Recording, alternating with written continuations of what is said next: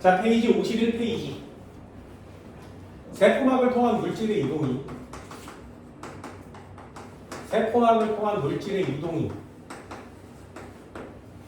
총 5가지가 있거든요. 확산이라는 애가 있고요. 삼투라는 애가 있습니다. 이 2가지는 전 시간에 배웠어요. 좀 세분하면 확산을 둘로 나눠서 촉진 확산, 단순 확산 이렇게 둘로 나눴었죠. 여기까지 전 시간에 배웠고요. 삼투의 그래프 굉장히 중요하게 다뤘습니다. 삼투압, 팽압, 흡수력 이 3가지의 그래프에 대한 내용은 아주 중요하게 다뤘습니다. 오늘 배울 내용은 첫 번째 내용입니다. 능동수송에 대한 내용을 배우고요. 그리고 세포 내 섭취, 세포 외 배출 이렇게 3가지의 내용을 배울 거거든요. 옛날에는 세포 내 섭취를 안으로 끌어당겨서 주머니를 만들어요. 그래서 내포 이랬고요. 세포 외 배출을 주머니로 만들어서 버려요. 그래서 외포 이렇게 얘기했습니다. 내포, 외포라고 하는 거고요. 또 옛날 책에는 세포 내 소화라고 써 있는 책들도 있습니다. 그래서 세포 내 섭취, 세포 내 배출. 섭취는 안으로 끌어당기는 거구나. 배출은 밖으로 내버리는 거구나. 이렇게 2가지를 알아두시면 되는데 여기를 기준으로 나눈 이 이유가 있단 말이죠. 확산과 삼투. 확산은 뭐야? 고농도에서 저농도로 용질, 건대기가 가는 거라고 했어요. 그럼 삼투는 뭐니? 물이 많은 데서 물이 적은 쪽으로 물이 흘러가는 걸 삼투라고 한다 그랬죠. 농도로 얘기하면 저농도에서 고농도로 물이 가는 걸 삼투라고 한다. 그럼 얘네들의 공통점은 뭐예요? 공통점. 확산과 삼투의 공통점. 그 유일한 딱 공통점. 그 녀석을 반드시 꼭 신경 쓰셔야 됩니다. 에너지를 소비하지 않는다. 이게 확산과 삼투의 공통점이에요. 에너지를 소비하지 않고 많은 데서 적은 데로 이동한다. 그래서 내 몸에 에너지가 많든 적든 있든 없든 상관없이 항상 언제나 진행이 됩니다. 그런데 여기에 있는 애들은 능동수송, 세포 내 섭취, 세포 내 소화 얘네들은 농도의 경사를 거슬러 올라가야 되고요. 얘네들은 세포막의 모양을 바꿔야 해요. 그러려면 반드시 에너지를 소비해야 합니다. 만약에 우리 몸에서 ATP를 제대로 만들지 못해서 에너지가 잘 공급이 되지 않는다면 얘는 그대로 확산과 삼투는 잘 일어나지만 이 녀석이 진행이 되지 않는 거죠. 그래서 능동수송, 세포 내 섭취, 세포의 방출이 배출이 잘 일어나지 않으면 이건 생명체가 죽었구나라고 판단할 수 있습니다. 에너지를 이용할 수 없구나 또는 에너지가 만들어지지 않는 상태구나 라는 뜻이에요.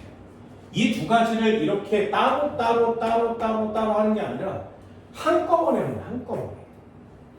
예를 들어서 세포호흡 억제제를 처리하면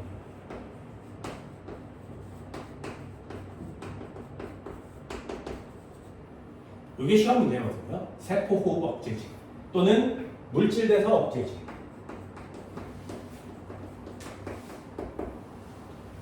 또는 ATP 분해율 억제제.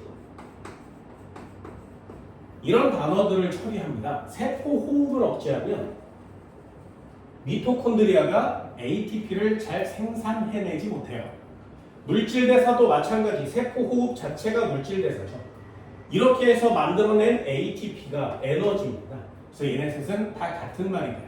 만약에 세포 안에다가 이런 애들을 처리한다면 무슨 뜻? ATP 공급을 차단하는 거구나 라는 뜻이에요. 그럼 ATP 공급을 차단해서 에너지 공급이 줄어들면 이 5가지 중에 일어나는 애와 일어나지 않는 애는 누구니? 그럼 얘를 처리해도 얘네들은 진행이 되고요. 얘를 처리하면 얘네들은 진행이 되지 않겠죠. 요 느낌대로 문제를 해결해 주셔야 됩니다. 좀 단어들을 외우는데 신경 쓰지 마시고요. 세포막 내 거잖아요. 지금 내가 하는 짓이니까 내가 하는 짓을 좀 정확하게 체크해 줄 수 있도록 합시다. 오늘은 능동수송 굉장히 간단하지만 꽤 어렵습니다. 자, 능동수소 물질을 세포막 특정 운반체 단백질을 통해 그 다음 밑줄에 농도가 낮은 쪽에서 농도가 높은 쪽으로 농도가 낮은 쪽에서 농도가 높은 쪽으로 이렇게 흘러갑니다. 확산과 삼투는 고 농도가 높은 쪽에서 농도가 낮은 쪽으로 가거든요.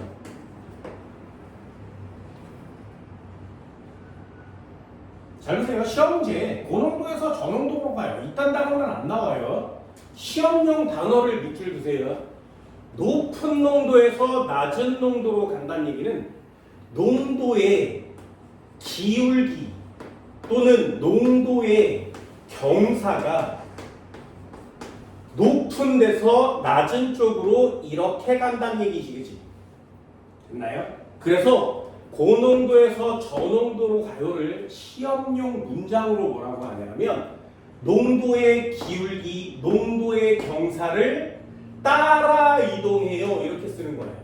농도의 기울기와 농도의 경사를 따라서 이동합니다. 이렇게 얘기하면 아 이거 고농도에서 저농도로 갔구나 라는 뜻이에요. 그런데 저농도에서 고농도로 간다는 얘기는 농도의 경사가 낮은 데서 높은 쪽으로 이렇게 올라가는 거 맞지? 그러니 에너지를 써야 합니다. 그럼 저농도에서 고농도로 이동해요 라는 단어를 시험용 문장으로 바꾸면 어떻게 돼? 농도의 경사, 농도의 기울기를 거슬러 올라가는 거예요. 이게 저농도에서 고농도 쪽으로 가요라는 뜻입니다. 농도의 기울기, 농도의 경사를 거슬러 이동하면 이건 에너지를 쓰면서 억지로 올려야 하는 거예요. 됐나요? 그럼 확산 삼투는 어떻게 가는 거라고? 농도의 기울기를 따라가게 되는 거고요. 능동수성은 어떻게 이동하는 거야? 농도의 기울기를 거슬러 올라가는 거죠. 그래서 거기에 꼭 체크를 해주세요. 농도가 낮은 쪽에서 농도가 높은 쪽으로 무슨 뜻? 농도의 기울기를 거슬러 올라갑니다. 그래서 에너지를 소비하게 되는 거죠. 아래쪽에 보면 중요한 내용이 하나 더 있어요. 1번 물질이 그 다음 밑줄이 농도의 기울기를 거슬러. 이 단어가 아주 중요한 단어라죠. 또 한 번 밑줄 읽어줄까요? 농도의 기울기를 거슬러. 그러면 세포 안과 밖에 물질 농도 차이가 유지됐다. 물질의 이동 속도는 일정 수준 이상으로는 빨라지지 않는다. 얘도 단백질이 관여하기 때문에 단백질이 관여하면 좀 빨라지는 것처럼 보이다가 나중에는 일정해진다. 단백질의 숫자가 무한정 많지 않고 일정하기 때문에 그렇습니다. ATP 생성을 좋아해요. 보세요. 세포흡 억제제, ATP 억제제, 물질대사 억제제 다 같은 말이란 말이죠. 이 단어가 물질대사 중에 물질의 수송 중에 능동수송에 대한 내용을 어떻게 진행되는지를 확인하는 방법이에요. 그래서 ATP 생성을 저해하는 세포호흡 저해제, 세포호흡 저해제, 물질대사 저해제, ATP 억제제 다 같은 말입니다. 처리하면 능동수송이 잘 일어나지 않는다. 그럼 거기다가 화살표하고 한번 해볼까요? 능동수송이 잘 안 일어나면 확산은 잘 일어나겠죠, 계속. 그러면 능동수송이 잘 일어나지 않는다. 화살표를 치고 뭐라고 쓰는 거야? 아, 세포의 안쪽과 바깥쪽에 농도 차이가 감소하는 거죠. 감소. 농도 차이가 감소한다가 무슨 뜻? 농도 차이가 같아진다는 뜻이에요. 차이가 적어지니까 농도가 같아진다는 뜻이죠. 능동수송이 억제되면 농도가 같아집니다. 능동수송이 진행되면 안쪽과 바깥쪽에 농도가 유지되는 거죠.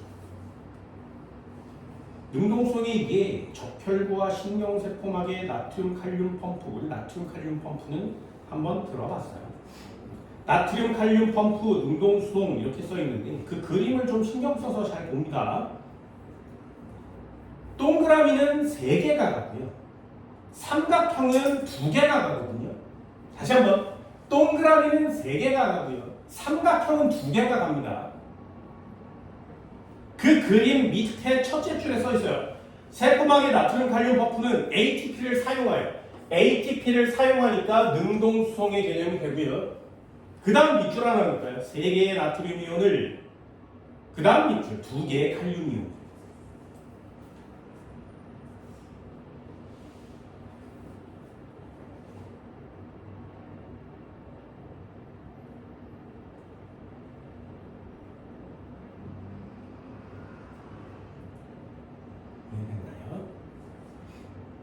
능동수송 꽤나 중요한데 요만큼 나와 있습니다.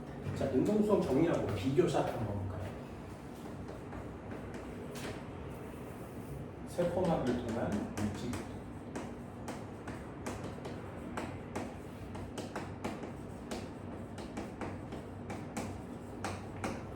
총 5개 중에 확산, 상투, 능동수송,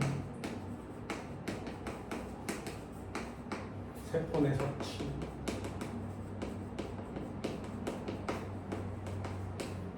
세포의 배출,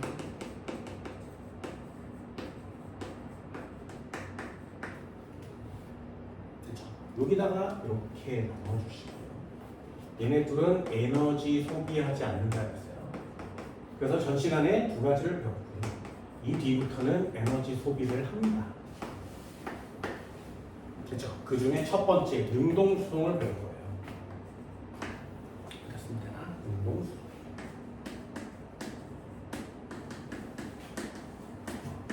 가장 중요한 단어니까 다시 한번 써볼까요? 에너지, ATP 소비합니다. 어려운 내용 진짜 많습니다. 한국말 몇 자 외우고 시험 볼 생각을 하지 마세요. 문제는 너무 어렵거든요. 능동수송 어떻게 한다고? 이렇게 내리면 저농도에서 고농도 물질을 이동시켜준단 말이죠. 저농도에서 고농도로 물질이 이동합니다. 다시 한번 저농도에서 고농도로 물질이 이동한다고 했어요. 저농도에서 고농도로 가면 농도 경사를 어떻게 가는 거야? 농도 기울기 거슬러서 이동하는 거죠. 그러니까 당연히 ATP 에너지를 써서 옮길 수밖에 없는 겁니다. 그럼 능동수송한 결과 어떻게 된다고? 저 고로 바꾸니까 저는 계속 농도가 낮아질 거고요. 고는 농도가 계속 높아지겠죠. 얘는 낮은 상태, 얘는 높은 상태. 얘는 낮은 상태, 얘는 높은 상태. 그래서 세포의 안쪽과 바깥쪽의 농도를 유지시켜줘요. 유지. 이게 능동수송의 정의입니다.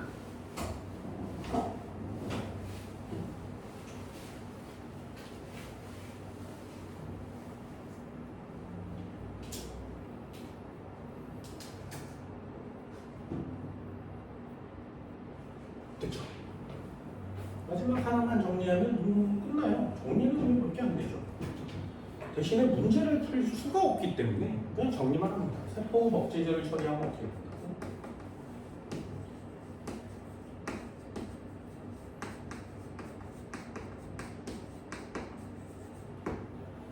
그러면 이 세포호흡 억제제라는 애가 뭐 하는 애야? ATP 생산을 억제합니다.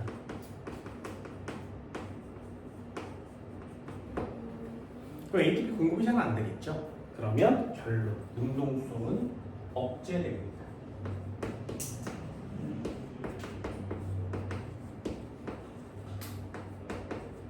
잘 안 일어나겠죠.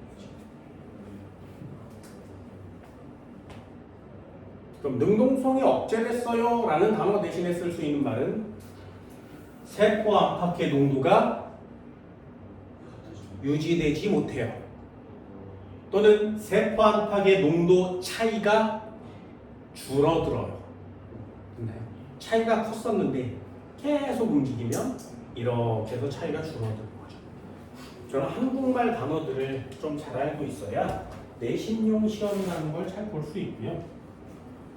모의고사 수능용 시험 문제들을 학교에서 낸다면 조금 더 어려운 내용들을 가지고 계셔야 됩니다. 예를 한번 들어볼까요? EX. 인지질 이중충이 있었대. 인지질 이중충이 있었고. 인지질 이중충이 있었어요. 자, 여기에 동글동글동글한 것으로 다른 색깔로 세모. 이 운명체 단백질이 있습니다. 막 단백질이. 여기에 네모. 그리고 인지질 이중충이 또 이렇게 있고, 여기에 또 다른 막단백질이 또 있는 거죠.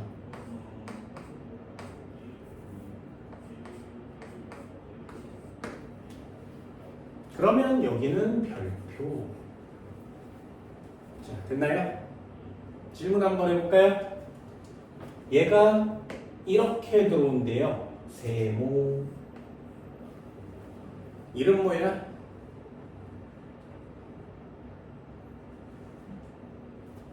한 번만 더 할까요? 네모가 이렇게 통해서 들어온대요. 네모. 이름 뭐라고? 얘는 이렇게 통해서 들어옵니다. 별표. 이름 뭐야? 제니? 이거 백날 외워도 시험 문제를 못 풀어요. 그러면 안 되는 거지. 이해됐어? 자, 해볼까요? 얘요.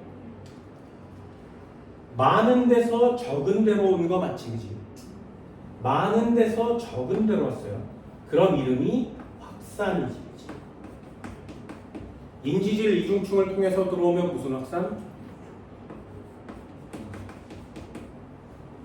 서진이. 네모는 많은 데서 적은 데로 왔어. 그럼 얘도 확산이죠.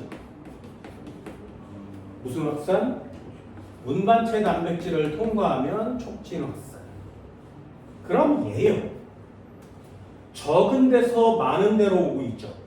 적은 데서 많은 데로 오고 있으니까 얘를 써야겠지. 능동수소를 써야 돼. 이해됐나요?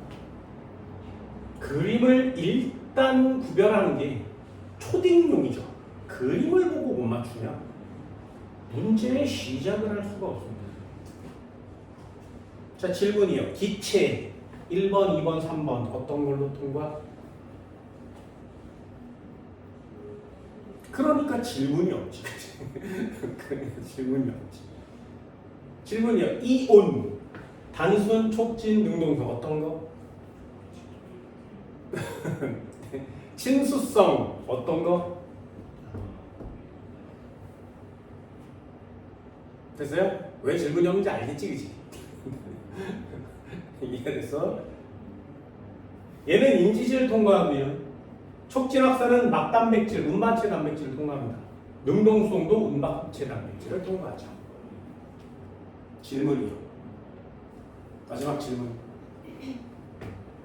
위, 아래. 어디가 안쪽이고 어디가 바깥쪽일까요? 이해돼서 생각보다 많이 어렵습니다. 그렇죠? 한 번만 더 써볼까요? 얘네 둘은 에너지 소비 안 한다 그랬어요. 얘만 에너지 소비하는 거야. 한 번만 더 해볼게요. 잘 보세요. 세포막을 간단하게 그립시다. 세포막이에요. 너무 많이 그리면 좀 이상하니까. 자, 세포막이에요. 기체 같은 녀석들은 단순 확산으로 들어오고요. 이온 같은 애들은 촉진 확산으로 들어오고요. 능동성은 그때 달라요. 원하는 물질을 끌어당기는 겁니다. 자, 예를 한번 들어볼게요. 잘 봐. 네, 그냥 얘 하나 써줄까요? 나트륨 칼륨 펌프.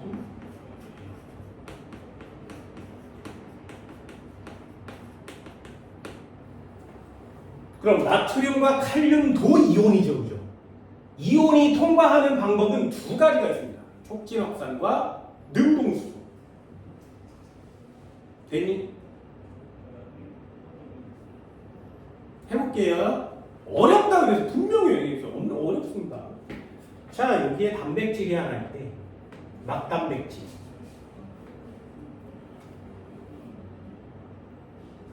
여기서 이렇게 들어오는 이온이 있습니다.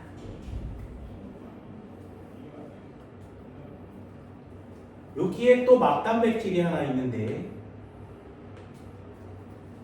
여기에서 이쪽으로 나가는 이온이 있어요.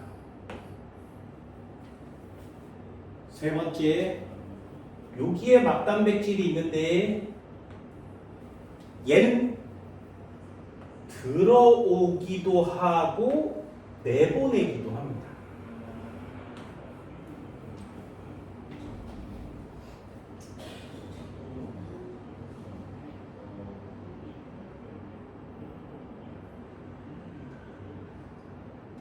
이해됐어요? 이게 여러분들이 해야 되는 예 중에 꽤 괜찮은 예가 됩니다.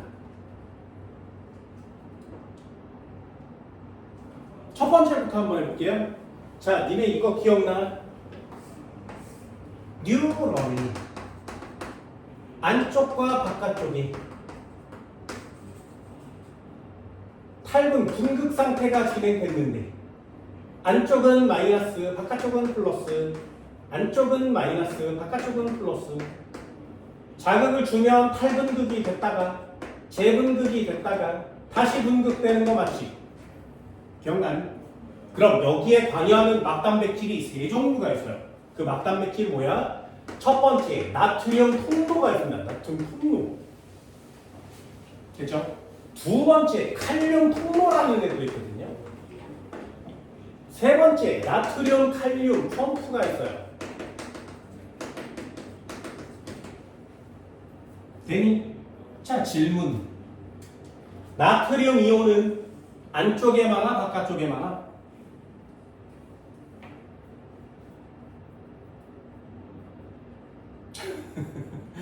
네, 한 번에 기회 더 드릴게요. 나트륨 이온은 바깥쪽에 많아요. 나트륨은 바깥쪽에 많습니다. 바깥쪽에 많아요. 칼륨 이온은 그럼 어디에 많아? 어우, 좋습니다.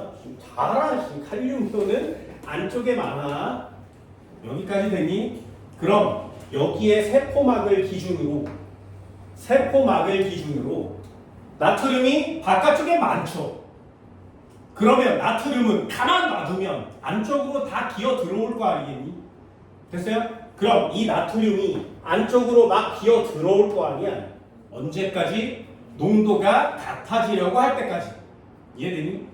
그럼 질문이요. 왜 나트륨 이온은 바깥쪽에 많은 거니? 항상 언제나 질문의 시작이잖아요. 나트륨은 안쪽에 많아, 바깥쪽에 많아? 바깥쪽에 많다면서 그냥 놔두면 안쪽과 바깥쪽의 농도가 똑같아지거든요. 그런데 누군가가 나타나서 계속 나트륨을 바깥쪽으로 계속 빼내주고 있는 거 맞지? 그래서 나트륨이 바깥쪽에 많아요, 안쪽에는 적어요 상태를 유지하는 거잖아요. 그럼 얘가 계속 들어오고 있는데 이 녀석을 다시 바깥쪽으로 빼주는 애도 있다는 얘기죠. 이해됐어? 그럼 나트륨 이온이 많은 데서 적은 쪽으로 들어오는 건 뭐야? 확산이야. 그럼 나트륨 이온을 바깥으로 다시 빼내주는 애는 누구야? 능동수. 됐어? 그러면 나트륨 이온을 안쪽으로 확산시켜주는 요 막에 있는 애 누구라고? 운반체 단백질이요. 그럼 나트륨 이온을 바깥으로 빼주는 얘는 누구야? 나트륨 칼륨 펌프요. 이해되니? 여기까지. 그럼 한 번만 더요. 칼륨 이온은 안쪽에 많다 그랬지. 그럼 칼륨 이온도 안쪽에 많으니까 이 세포막을 경계로 밖으로 빠져나갈 거 아니겠니? 막단백질을 통해서 촉진 확산으로 나가겠죠. 언제까지 나가버려? 농도가 같아지려고 할 때까지. 됐나요? 그런데 왜 우리는 안쪽에 칼륨이 많아요 라고 외우고 있냐고. 누군가가 나타나서 바깥으로 나간 칼륨을 안쪽으로 다시 들여보내주는 거지. 누가? 나트륨 칼륨 펌프가. 됐어요? 그래서 요 화살표를 잘 보면 노란 애는 나트륨만 이동시켜요. 파란 단백질은 칼륨만 이동시키지만 여기 빨간 단백질은 나트륨도 칼륨도 한꺼번에 같이 이동시켜줍니다. 그게 능동성의 막단백질이에요. 다시 한번 여기처럼 하나의 이온들만 통과하면 이거 확산이라고 씁니다. 확산. 막단백질을 통과했으니까 촉진 확산이 되겠죠. 얘는 이온이 하나의 단백질을 통해서 양쪽 방향으로 이동할 수 있지. 이 녀석을 능동수송이라고 하는 거예요. 파란에도 확산. 이해됐나요? 자, 그럼 질문 한번 해볼까? 여기가 바깥쪽이야. 세포막을 경계로 여기가 안쪽이래. 자, 세포막을 경계로 바깥쪽에 많은 이온이 누구라고? 바깥쪽에는 나트륨 이온이 많습니다. 그럼 나트륨 이온이 세포막을 통해서 안쪽으로 들어오고 있죠. 이걸 촉진 확산이라고 합니다. 그럼 많은 데서 적은 데로 들어왔으니 농도가 조금씩 같아지려고 하겠네. 농도 차이는 줄어들고 있겠네. 되니? 그런데 그 녀석을 들어온 나트륨 이온을 다시 바깥으로 빼줘야 되죠. 되니? 다시 한번 들어온 나트륨을 다시 바깥으로 빼줘야 되지. 그럼 여기에 기역, 여기에 미음이라고 하면 나트륨은 어느 방향으로 이동한다고? 들어온 나트륨을 에너지를 써서 밖으로 내쫓아야 되는 거 맞지? 되니? 그래서 요 녀석이 나트륨 이온이 되는 거예요. 여기까지 됐어요? 그럼 다시 한번 칼륨 이온은 안쪽에 많다고 했습니다.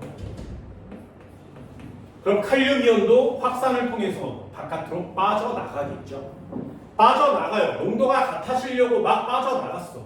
그런데 농도 차가 유지돼서 안쪽에 칼륨 이온이 많아야 돼. 그렇다면 칼륨 이온, 나간 칼륨 이온을 안쪽으로 다시 들여보내줘야 되지. 되니? 뭘 통해서? 능동수송을 통해서. 얘도 색깔을 맞춰 써주면 돼. 나트륨 이온은 이렇게 빠져나가고 칼륨은 이렇게 이동하고. 그 그림을 외우세요.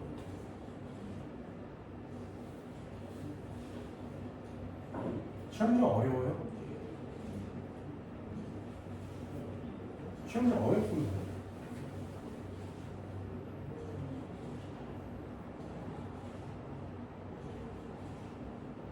해볼까? 막이에요. 자, 여기 공간을 1번, 여기 공간을 2번.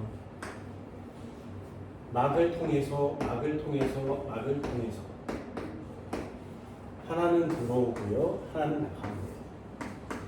하나는 들어오고 하나는 나갑니다. 자, 얘는 기역 이온, 얘는 니은 이온, 얘는 AD. 자, 질문이요. 기역 이온 이름은 뭐니? 어렵지 않았어요?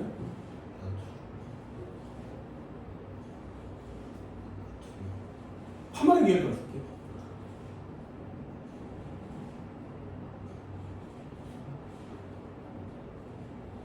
기억 이온은 이름이 뭘까요?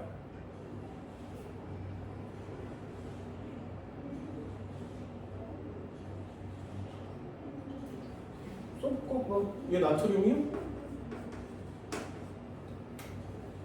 그럼 니은 이온은 칼륨이 되겠네.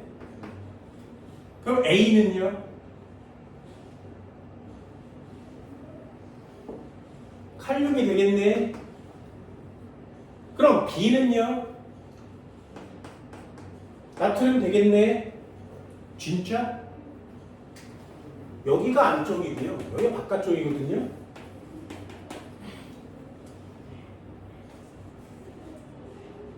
그럼 다 틀린 거 맞지? 자, 이 시험 문제는 졸라 쉽습니다만 왜 어렵다고? 안쪽과 바깥쪽을 구별할 수 없어요. 근데 그걸 맞추는 게 시험 문제야. 그럼 니네들도 시험지의 그림을 보고 어디가 안쪽이고 어디가 바깥쪽인지를 구별하고 문제를 시작해야 된단 말이죠. 이해되니? 근데 얘기했잖아. 저딴 거 외워봤자 다 소용이 없다고. 생물학을 아주 쉽다고 생각하면 그래서 다 틀리는 거예요. 생물학은 졸라 어렵습니다. 졸라 어렵습니다. 아마 모든 과목을 통틀어서 생물학이 가장 어려울 수밖에 없어요. 이해되니? 요걸 쉽게 하는 방법이 있어. 어렵게 하는 방법은 이거예요. 첫 번째, 어렵게 하는 방법은 이겁니다. 나트륨은, 이온은 능동수성을 통해서 어느 쪽에서 어느 쪽으로 이동해야 돼?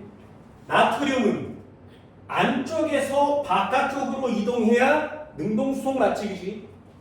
능동수송을 통해서 안쪽에서 바깥쪽으로 갑니다. 됐어요? 그럼 다시 한번 칼륨 이온은 능동수송을 통해 가면 바깥쪽에서 안쪽으로 들어와야 돼요. 되니? 그럼 칼륨 이온과 나트륨 이온을 고르는 게 쉬워? 아니면 안쪽과 바깥쪽을 구별하는 게 쉬워? 둘 다 어려워요. 그럼 시험 문제가 어디가 안쪽이고 어디가 바깥쪽인지 맞춰야 되지 않겠니? 그걸 맞추는 방법이 두 가지가 있는데 니네들 쉬운 거 하시면 돼요.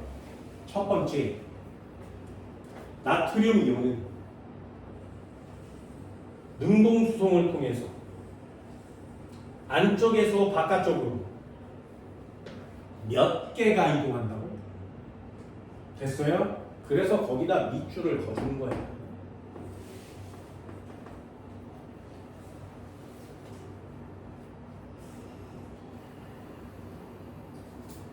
칼륨 이온은 밖에서 안쪽으로 몇 개가 이동하는 거라고?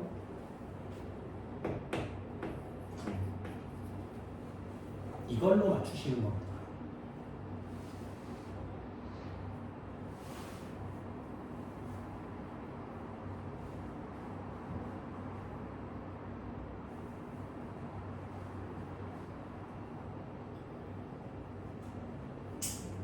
이해됐나요? 그래서 세포막이 이렇게 있을 때 막단백질이 이렇게 생긴 막단백질 빨래집게처럼 생겼거든요. 여기에 구멍이 꼭 뚫려 있어요. 나트륨이 이동하는 곳은 이렇게 뚫려 있어. 칼륨이 이동하는 곳도 이렇게 뚫려 있습니다. 그래서 나트륨이 이렇게 동그란 애가 이렇게 오잖아요. 그러면 여기 하나씩 낑기는 거예요. 이렇게 하나씩. 그렇죠? 여기 낑기고 난 다음에 막단백질 이렇게 있으면 여기 이렇게 하나씩 낑기잖아요. 이렇게. 그러면 이 단백질이 삑삑 움직여서 이렇게 변해요. 그러면 여기 있는 애가 이렇게 나가는 거예요. 이해됐어요? 삑 하면 여기에다 탁탁탁 3개 붙이고 삑 열려서 이쪽으로 나가요. 되니? 그럼 칼륨은 어떻게? 다시 이쪽에다 붙여서 삑 하면 칼륨이 들어와. 그럼 칼륨 들어왔지, 텅 비었지, 나트륨 붙이고 삑 열리면 칼륨 붙이고 삑 열려. 이렇게 계속 반복하는 거야. 이렇게. 얘가 나트륨 칼륨 펌프라는 겁니다. 그때 나트륨은 3개가 이동하고 칼륨은 두 개가 이동합니다. 됐니? 그걸 가지고 안쪽과 바깥쪽을 맞추세요. 또 하나, 이게 내가 하는 방법 중에 제일 쉬운 방법이에요. 자, 두 번째, 니네들도 이거 하시면 됩니다. 그림 나오면 이거 하세요. 능동수송은 ATP를 사용합니다.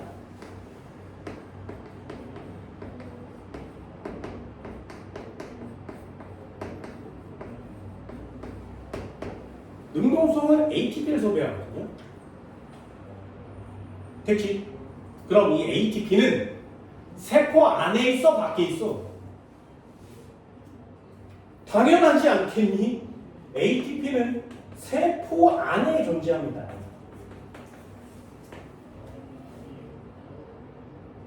되게 당연하겠죠. 그래서 이 능동수송을 진행할 때에 여기에다가 ATP를 공급해줘요.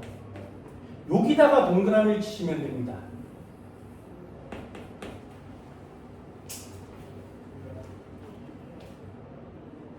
되니? 한 번만 더 해볼까? 막단백질이 있었어, 막단백질이 있었어, 막단백질이 있었는데 얘 이렇게 들어오고 나간대요. 얘는 들어오고 나간대. 됐죠? 아까처럼 기역 이온이 있었고 니은 이온이 있었대. A와 B가 있었대.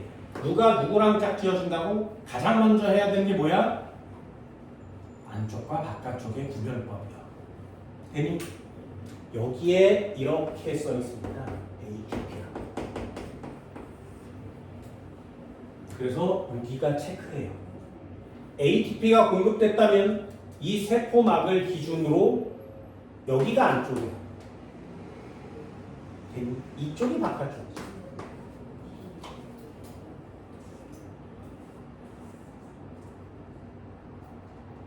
이해했어요? ATP 미토콘드리아가 만들었기 때문에 세포 안에 존재하는 겁니다.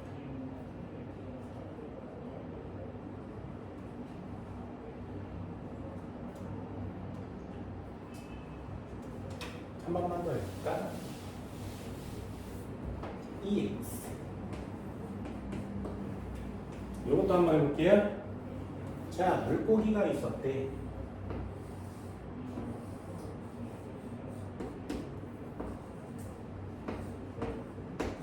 물고기가 있었어요.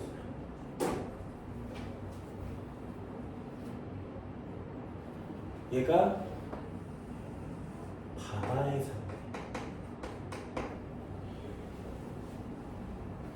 그럼 물고기의 몸속이 짝이니 바닷물이 짝이니? 그러니까 회를 먹어도 싱겁지, 그치? 초장 찍어 먹고 뭐 이러잖아요. 간장 찍어 먹고. 바닷물이 짜요. 그러면 얘가 나트륨 이온으로 따지면 고농도죠. 되니? 그럼 이 나트륨이 이 물고기 안으로 계속 들어올 거예요. 무엇을 통해서? 촉진 확산을 통해서.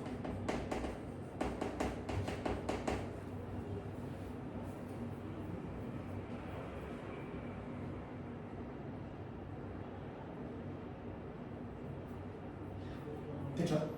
그런데 물고기 몸은 왜 계속 싱거워? 누군가가 이 들어온 나트륨을 바깥으로 빼주는 거 맞지, 그지? 누가 빼준다고? 능동수송. 그래서 이 과정이 항상 언제나 동시에 진행돼요. 항상 언제나 동시에 진행됩니다. 끊임없이 계속 진행되고 있는 거죠. 그래서 우리가 먹은 양분이 이런 데 계속 사용되고 있는 거예요. 그렇다면 이 녀석 한번 해볼까요? 막대기를 이렇게 그렸을 때 나트륨 이온은 가운데를 기준으로 안쪽이 많겠니? 바깥쪽이 많겠니? 네, 나트륨 이온은 지금 바깥쪽이 많은 거죠.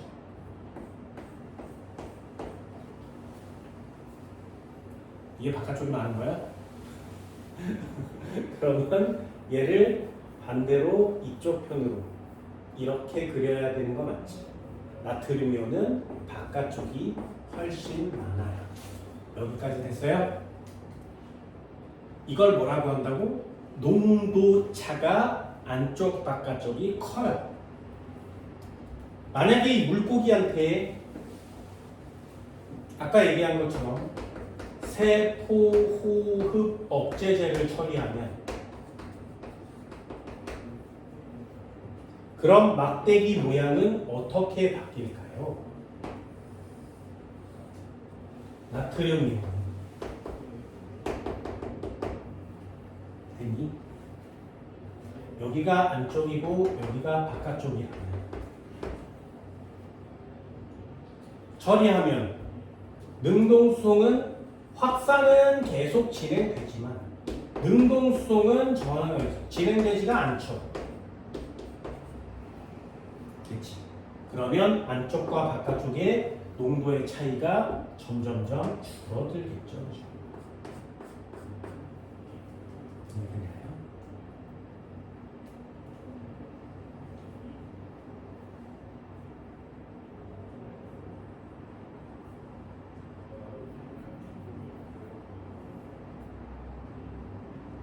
그래서 이 바다에 사는 물고기는 모나의 세포막에 단백질이 나트륨을 계속 바깥쪽으로 빼내는 역할을 해주는 겁니다. 그럼 민물에 사는 물고기는요? 강물에 사는 물고기가 그럼 강물은 농도가 매우 작지. 그죠? 그럼 강물에 사는 애는 몸 안에 있는 나트륨이 바깥으로 계속 나가요. 그러면 그걸 다시 당겨줘야지. 그래서 완전 방향이 반대죠. 능동수송하는 나트륨 칼륨 펌프의 방향이 민물에 사는 애와 바닷물에 사는 애가 완전 반대 방향으로 움직이게 진화한 겁니다. 그래서 민물 고기를 바닷물에 넣으면 죽고요. 바닷물의 고기를 민물에다 넣으면 죽는 거예요. 당연하겠지, 그치? 그럼 연어는? 우린 이런 게 안 신기해. 그냥 맛만 있어. 그냥 먹기만 하는 거야. 그냥. 연어 봤어? 살아있는 건 잘 본 적이 없는데. 먹어봤어? 네. 맛있어? 네. 막 이런 거지. 근데 그 녀석이 도대체 얼마나 대단한 생명의 신비를 갖고 있는지 우리는 잘 몰라요. 그렇게 진화해서 살아남으려고 애쓴 애를 그렇게 꼭 쳐먹어야 돼? 맛있어요. 맛있으니까요. 꼭 쳐먹어야 돼요. 맛있으니까. 그죠? 맛있으니까. 나도 일본에 뭐 구라스시 스시로 이런 데 가면 연어만 졸라졸라 먹거든요. 맛있으니까요. 코스트코 가면 연어 맛있어요. 근데 얼마나 신기한 생명체니? 강의 상류의 알을 낳으면 그 알이 부화를 해서 조금씩 자라면서 강물을 따라 내려가지. 그러다가 바닷물에 도착해요. 안 죽지. 바닷물에 들어간 연어는 전 세계를 돌아다닙니다. 막 돌아다니다가 문득 이제 죽어볼까라는 생각이 들면 이게 냄새를 맡고 자기가 태어난 강물로 돌아와요. 바닷물이 강물과 수백 수천 킬로미터 떨어져 있어도 원래 자리로 되돌아옵니다. 태어난 곳으로. 안 신기하다고? 이게 연어의 회귀 능력은 아직도 미스터리입니다. 어떻게 바다를 떠돌아다니다가 자기가 태어난 강물의 위치로 되돌아오지? 그걸 아무도 모르는 거예요. 신기하죠. 그런데 이 녀석은 평생을 바다에서 살다가 갑자기 태어난 강물 상류로 올라옵니다. 그리고 상류 꼭대기에 도달하면 알을 낳고 죽죠. 그럼 또 아기가 또 태어나서 또 그 짓거리를 해요. 얘는 그냥 강물에서 살면 안 돼? 그냥 편하게 살다가 그냥 알 낳고 그냥 죽고 편하게 살면 안 되냐? 왜 그렇게 험한 짓거리를 하는 거야? 좀 몰라요. 아무도. 그냥 인간은 먹을 뿐이고 이런 애들의 그나마 상류에서 사람 눈에 보이는 데서 알을 낳으니 연어가 어떻게 이동하고 어떻게 돌아오는지를 눈으로 관찰을 하고 생태 조사를 할 수 있는 거예요. 이해됐나요? 근데 이걸 완벽하게 반대로 하는 애가 있어. 완벽하게 반대로. 바다에서 알을 낳으면 그 꼬맹이 애들이 강물을 따라 거슬러 올라와서 강물에서 평생을 살다가 다시 바다로 내려가서 알을 낳아요. 그러면 걔는 바다 어디에서 알을 낳을 거야? 그걸 인간이 몰라요. 그래서 아직도 이 물고기는 어떻게 알을 낳고 어떻게 생식을 하며 어디서 부화를 시키고 어떤 과정으로 얘가 살아가고 죽는지를 아무도 몰라. 알을 어디다 낳는지도 몰라. 그래서 알을 구할 수가 없어. 인간이 양식을 못하고 있는 생명체이기도 합니다. 너무 맛있는데 연어보다 훨씬 비싼데 기르질 못해요. 우린 걔를 문화기라고 합니다. 민물장어라고 하는 거예요. 아직 인간은 그 장어가 어디다가 몇 개에 어떻게 알을 낳는지를 몰라요. 아직도. 그 녀석의 생명체가 왜 그렇게 진화했는지조차 연구를 할 수 없어요. 하지만 대단하죠. 민물의 물고기는 바닷물에 살 수 없고요. 바닷물의 물고기는 민물에 살 수 없어요. 새꼬막이 막 단백질 그렇게 진화해 왔거든요. 그런데 양쪽을 번갈아 가면서 살 수 있는 생명체들도 있단 말이죠. 우리 아주 가까운 곳에. 이런 걸 생명의 신비라고 하는 겁니다. 그냥 단순 확산, 촉진 확산, 능동수동 이따위를 배우는 게 아니라 내 몸이 살아있음을 단적으로 증명해주는 예죠. 만약에 내가 죽으면 그래서 바닷물에 던지면 바닷물의 나트륨이 내 몸 안으로 막 다 들어오겠지. 이해됐어요? 그러면 내 몸은 농도가 조금씩 높아지겠지. 원래보다 높아졌으니 물도 막 들어오겠지. 미생물도 살아남으려고 막 장기를 막 파먹겠지. 그래서 가스가 점점 차겠지. 우리도 물속에 들어가면 그냥 죽은 상태로 있다면 몸에서 그냥 자연계랑 비슷한 농도를 갖게 돼요. 근데 바닷속에 들어갔다가 야구 신나게 놀고 다시 걸어 나와서 집으로 돌아가 편안한 생활을 할 수 있는 건 니네 몸을 구성하고 있는 이 모든 세포들이 그 세포에 있는 막들이 단백질들이 이 짓거리를 계속 끊임없이 해주고 있기 때문인 거죠. 아침에 샤워하잖아. 그러면 여러분들 샤워하는 몸에 붙은 표피세포는 물이 계속 들어오니까 용혈돼서 다 터져 죽어야 돼요. 안 죽잖아. 누군가가 농도를 맞춰주고 있으니까. 내가 내 몸 상태로 이렇게 그대로 유지되고 있다는 건 세포가 살아있다는 뜻인데 세포 하나만으로는 모든 게 해결되지 않습니다. 이 막 단백질이라는 얘가 되게 고마우셔야 돼요. 뭐 아무도 몰라. 막단백질이 야 삐져가지고 나 씨 안 해. 나트륨 칼륨 펌 나 모른다고? 나 안 해. 이 새끼 내가 졸라 해줬는데 문제 틀렸어. 이 주인도 아니야. 안 해버리면 니네는 샤워하는 순간 죽습니다. 세수하는 순간 죽어요. 양치하는 순간 죽습니다. 정수기에서 물을 뽑아 마시면 죽어요. 무심시하지 그지? 무심시하지. 몸으로 들어오는 물을 통제 못해서 비 맞으면서 죽어가는 거죠. 길을 걸어 다니다가 묵은덩이에 발이 빠지면 죽습니다. 막단백질한테 감사합시다. 막단백질한테 감사합시다. 항상 언제나 잠자기 전에 하늘에 대고 기도를 할 때 막단백질 고마워요라고 꼭 끝인사로 남길 수 있도록 합시다. 저 막단백질이 우리 몸에만 있는 게 아니라 식물 엽록체 몸에도 있어요.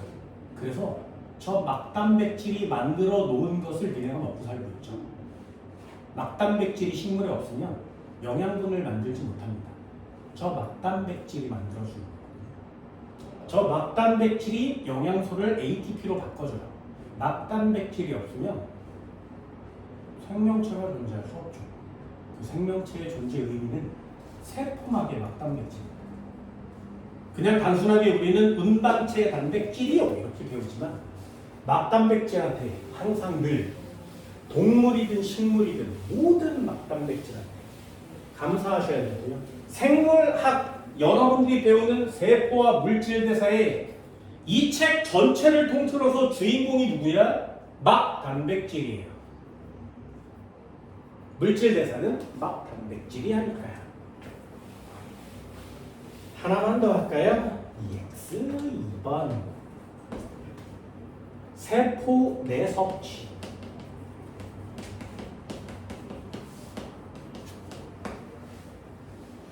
얘는 한꺼번에 할 거예요. 와. 세포 외배출.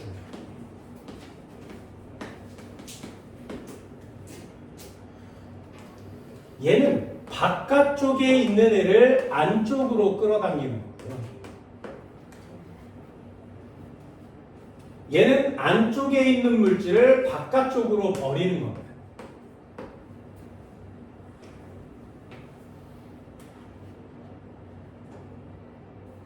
그럼 굳이 세포막을 통해서 이동하면 되는데 왜 세포 내 섭취나 세포의 배출 같은 애들을 만드는 것이냐? 이 녀석은 농도 경사랑은 상관이 없습니다.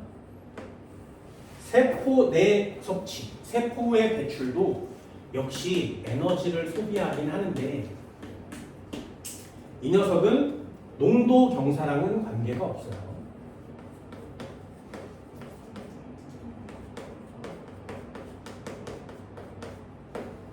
그냥 버리고 싶은 걸 버리는 거고요. 먹고 싶은 걸 처먹는 겁니다. 단 얘네들은 세포막의 형태를 변형시키는 거예요.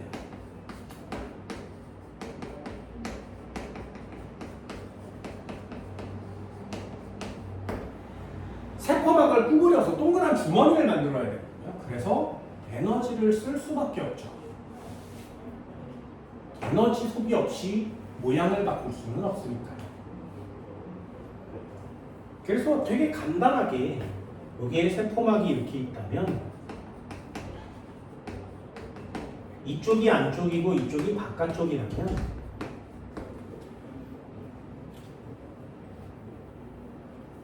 안쪽으로 들어올 때 이렇게 주머니를 만들어요. 그래서 바깥쪽에 있는 물질을 이렇게 당겨서 요 안에다 집어넣은 후에 요 녀석을 톡 잘라요. 여기 톡 잘라. 그러면 이렇게 동그란 주머니가 되고 요 안에 이렇게 들어오겠죠. 바깥쪽에서 안쪽으로 물질을 세포막 주머니에 싸서 들여보낸 거 맞지? 요게 세포 내 소화예요. 섭취.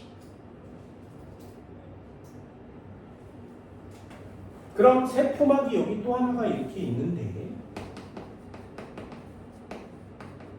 여기 안쪽에 이렇게 생긴 애가 있다면 여기에 이렇게 생긴 애가 있다면 얘를 바깥쪽을 향해서 이렇게 뻗치는 거지. 그래서 여기다가 낑기면 세포막이 이렇게 변형이 일어납니다. 그럼 구멍을 열어서 얘를 이렇게 버리게 되는 거죠. 바깥쪽으로. 그렇죠? 우리 세포의 물질의 이동은 항상 막을 통과하거나 막단백질을 통과하거나 능동수송으로 펌프를 이용하거나 이렇게 주머니의 형태로 버리는 거거든요.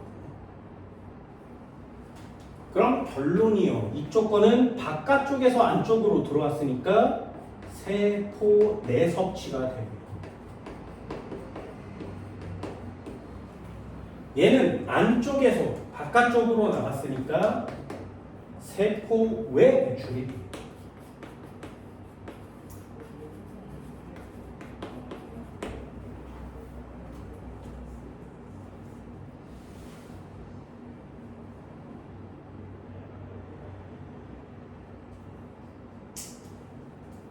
이해됐나요?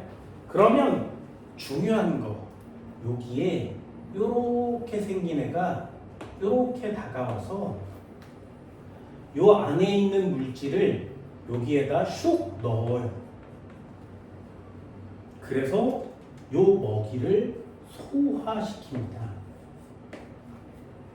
그래서 분해된 애를 빨아먹는 거거든요. 이해되니?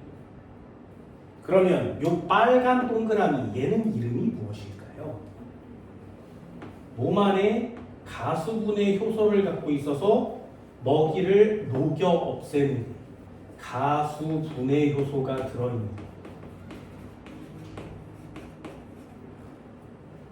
얘 이름 뭐라고?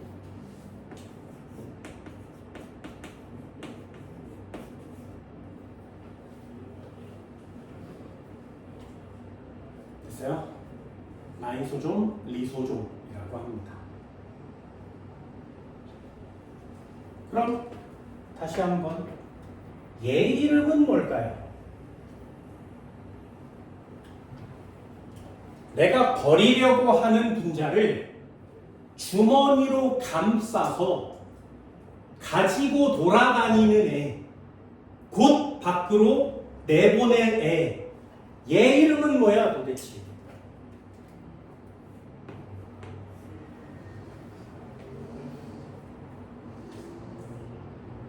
이해되니? 세포막의 마지막 밖으로 내보내는 최종 전달자 운반소나기 또는 얘를 분비소나기라고도 합니다.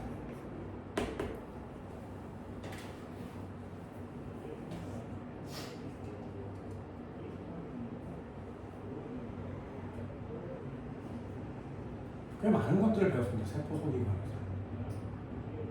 니네들 머릿속에는 주인공 몇 명만 남아있죠. 미토콘드리아라든가 엽록체라든가 라이보솜이라든가. 아니야지 걔네들이 중요한 게 아니죠.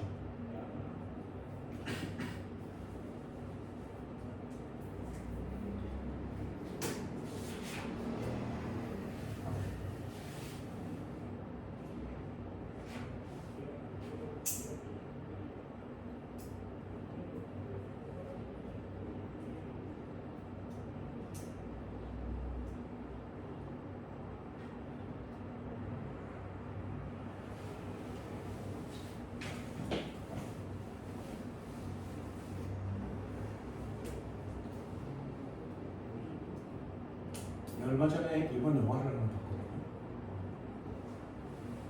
라스트 마일이라는 영화를 봤어요. 들어봤니? 못 들었죠. 그런 재미없는 영화나 인기 없는 영화, 알려지지 않는 영화 다 합니다. 니네 택배 시켜본 적 있어요? 택배 시켜본 적 있어요? 시켜본 적 있어? 진짜? 어디서 시켜봤냐?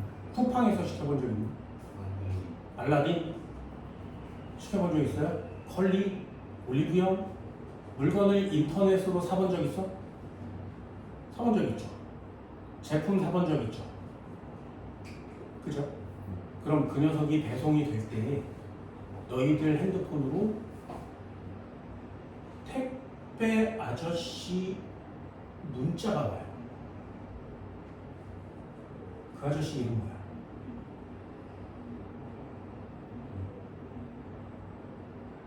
문자로도 오고 카톡으로도 오거든요. 3시, 1시, 15시부터 17시 사이에 배송됩니다. 받아본 적 있지, 니네들 다. 그 아저씨 이름 뭐예요? 여러분들 택배를 시키면 그 회사가 연결된 쿠팡이라면 쿠팡에 관한 택배 회사, 뭐 다른 데에 관련된 택배 회사에 제약을 맺고 있는 택배 회사에 담당 아저씨가 니네 집을 담당해 주는 거거든요. 그 아저씨는 잘 바뀌지 않아요. 항상 그 지역을 담당하니까. 나랑 똑같은 분께서 계속 택배를 문자를 보내요. 근데 그분 이름을 모르지. 왜? 관심이 없으니까. 그죠? 만약에 그분들이 배송을 안 하거나 도중에 죽으면 너희들 집에 택배가 안 오겠지. 그럼 다른 사람이 올 수 있죠. 대체가 되게 쉽잖아요. 우리는 그분이 누군지 관심이 없어요. 우리 집에 택배만 오는데. 근데 예를 들어서 얼마 전에 쿠팡에 불이 났어요. 회사에 불이 났거든요. 그래서 물류 창고에 불이 나서 거기 다 타버린 거예요. 거기에 탄 물건들은 배송이 안 돼요. 물건이 다 타버렸으니까. 그래서 사람들이 택배 회사에 전화하지 않고 쿠팡에다 막 전화를 해서 야, 우리 물건 내가 시켰는데 왜 안 와? 언제 오니? 환불 되니? 빨리 와야지. 너 늦게 왔으니까 쿠폰 내놔. 이러면서 계속 항의를 하는 거거든요. 물건이 시작된 지점은 되게 중요하게 생각하는데 그걸 니네들한테 갖다 주는 사람은 그렇게 중요하게 여기지 않는 거예요. 마찬가지죠.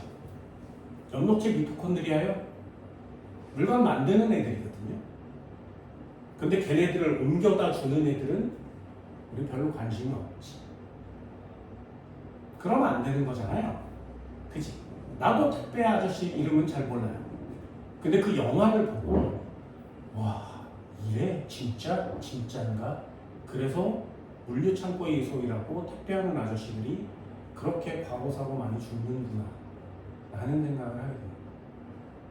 일본에도 택배 회사가 졸라 큰 게 있는데 그 택배 회사에 아저씨가 물건을 이렇게 들고 졸라 큰 물건들을 이렇게 들고 아파트 벨을 눌러서 쫙쫙 이렇게 배달을 하죠. 그럼 택배 하고 있으면 그 엘리베이터가 내 맘대로 안 움직이지. 아이 젠장 급한 데이지. 나도 그러고 살았었거든요. 근데 그 아저씨가 차를 몰고 와서 물건을 들고 엘리베이터를 눌러 그리고 십몇 층에 도착한 후에 얘를 여기다 놔두고 사진을 찰칵 찍어서 도착했습니다. 배송 완료. 감사합니다. 문자를 알려주지. 그리고 다시 내려가서 또 물건을 들고 B동으로 가서 또 옮겨주거든요. 그거 하나를 배달하는데 800원이래요. 800원. 얘 800원 줄 테니까 내 물건 옮겨줄래? 봐요. 근데 그분들은 800원을 받는 거예요. 그렇게 해서 트럭에서 물건을 들고 아파트의 몇 층을 올라가서 문 앞에 놔두고 찰칵찰칵 사진을 찍어서 보내주고 다시 차에 도착하면 800원을 버는 거예요. 졸라 무거운 거 있잖아요. 물 같은 거 시키면 뒤지게 먹잖아요. 그것도 800원. 요만한 거 가벼운 거 립밤 삼대가 이런 거 800원. 그래서 점심시간도 빵을 씹어 먹으면서 배달하는 거예요. 800원을 벌려고. 그렇게 해서 100번을 하면 8만 원이 하루에 나옵니다. 우린 그런 고마운 분들을 잘 몰라요. 그래서 얘들도 마찬가지. 세포소기관 정말 많이 신경 쓰세요. 중요한 세포소기관과 중요하지 않은 세포소기관은 없습니다. 모두 다 소중하게 다뤄줄 수 있도록 합니다. 질문. 세포가 세포 내 섭취를 계속 막 하고 있어요. 됐지? 계속 처먹어. 계속 들어와 있는 먹이 같은 걸 계속 처먹어. 그러면 결국에 세포의 사이즈는 어떻게 될까요? 잘 봐. 세포는요, 먹이를 어떻게 먹냐면, 먹이야, 졸라 맛있게 생겼는데, 먹고 싶어. 졸라 맛있게 생겼어. 그럼 어떻게? 얘를 그냥 우리처럼 그냥 꿀떡 삼키지 못해요. 얘를 먹으려면 반드시 세포막을 이렇게 늘려서 얘를 감싸서 막을 만든 후에 그 막을 뚝 잘라야 돼요. 됐니? 그러면 세포가 이 먹이를 먹으려면 세포막을 동그랗게 감싸고 잘라서 안쪽으로 갖고 들어와야 되지. 그럼 본인의 세포막의 사이즈는요, 요만큼씩 작아지지. 이해됐어요? 세포는 너희들 움직이게 해주려고 니네만 얻은 음식물을 다 소화시켜주고요. 그 소화된 음식물 중에 영양분들을 다 요렇게 감싸서 세포 안으로 들여보내줘요. 자기의 세포막을 줄여가면서 뜯어가면서 이렇게 해서 몸 안으로 들여보내주는 겁니다. 그래서 세포 내 섭취를 계속하면 세포막의 전체 사이즈는 점점점 줄어듭니다. 표면적 감소.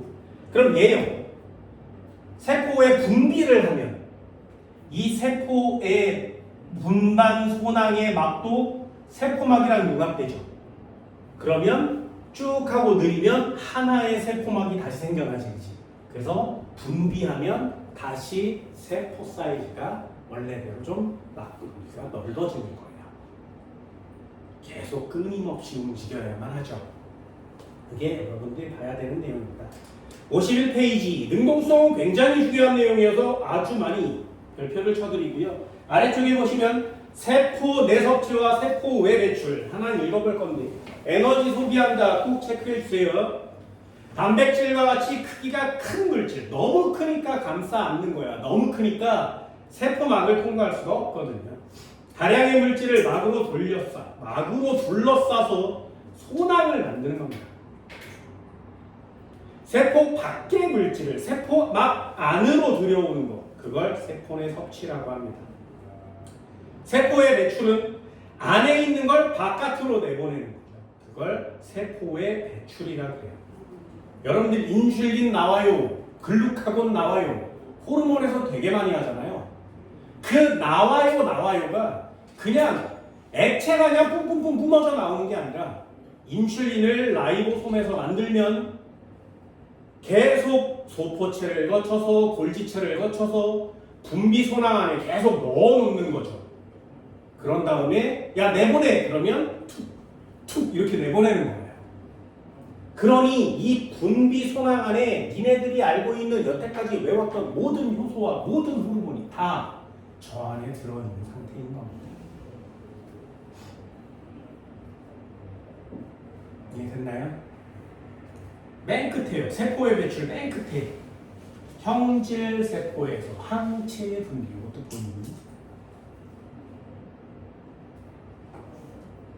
항체도 문방소낭이 몸에 담아서 내보내주는 거예요. 형질 세포가 막 표창을 날리듯이 막 항체를 막 뿅뿅뿅 날리는 게 아니라 이렇게 운반시켜줘서 밖으로 내보내주는 겁니다. 세포의 배출을 좀 알아두시고요. 또 하나의 상식이 하나 있는데, 이 섭취는 두 종류가 있습니다. 니네 먹는 걸 음식이라고 하잖아요. 음식. 그죠? 음식. 무슨 뜻이야? 음식? 음식. 마셔요, 먹어요. 이걸 음식이라고 하는 거예요. 그렇죠? 그래서 음식은 마시는 것과 먹는 것을 합치는 거예요. 그걸 우리가 입으로 쳐넣는 음식이라고 하는 겁니다. 그럼 사람도 마실 때가 있고 먹을 때가 있지, 그지? 세포는 없겠니? 세포도 둘로 나눠요. 그래서 마시는 건 음자를 써서 음세포 작용, 또는 먹는 건 식자를 써서 식세포 이렇게 쓰는 거예요. 그래서 식세포는 건더기 먹는 거, 음세포는 액체 먹는 거, 음식이에요. 이렇게 알아두시면 됩니다.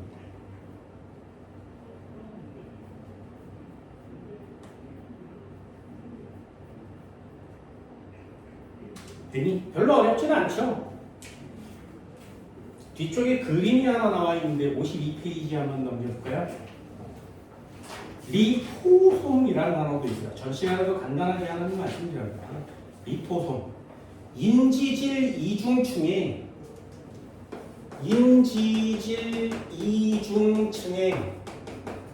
단백질이 끼어 있으면 우린 얘를 세포막이라고 합니다.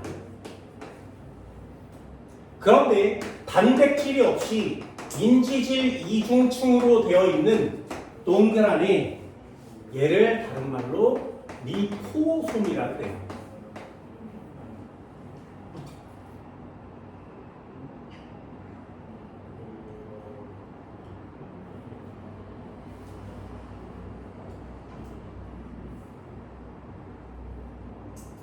인지질 이중층을 이렇게 인지질 이중층이 이렇게 생겼으면 얘를 이렇게 동그랗게 감싸는 거지. 이렇게 동그랗게 만듭니다. 바깥도 동그랗게 만들고 안쪽도 동그랗게 만들면 인지질 이렇게 되겠죠. 그럼 여기 가운데가 빈 공간이 생겨요. 이 빈 공간 안에다가 물질을 채워놓는 거예요. 구형 동그라미인데 그 안이 비겠지. 거기다 물질을 담아놓는 겁니다. 식세포도 음세포도 또는 분비소낭도 다 이렇게 리포솜의 구조를 갖고 있습니다. 이건 인공적으로 사람들이 만들어 놓을 수도 있어요. 지금 여기다가 화장품 성분을 넣고 여러 가지 화학 성분들을 넣어서 몸에 좋은 성분들을 넣어서 우리 몸에 붙여 바르면 이 세포막은 내 거랑 융합이거든요. 이 가운데 안에 들어있는 애가 몸 안으로 들어갈 수 있다.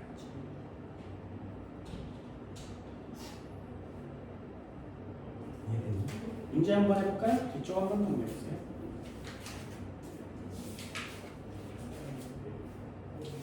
여기 나오는 시험 문제들은 그렇게 어려운 시험 문제들이 없습니다. 자, 페이지 60페이지야. 16번.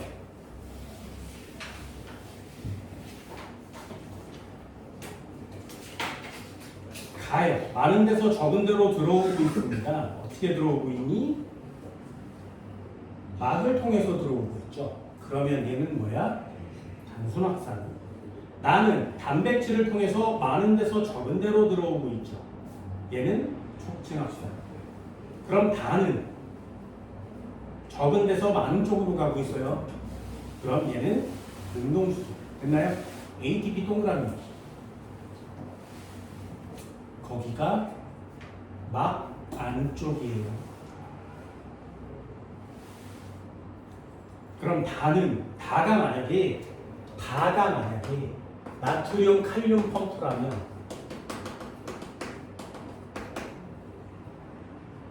그 빨간 동그라미는 누구니?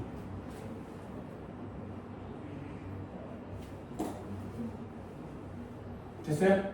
다가 만약에 나트륨 칼륨 펌프 그림인 거야.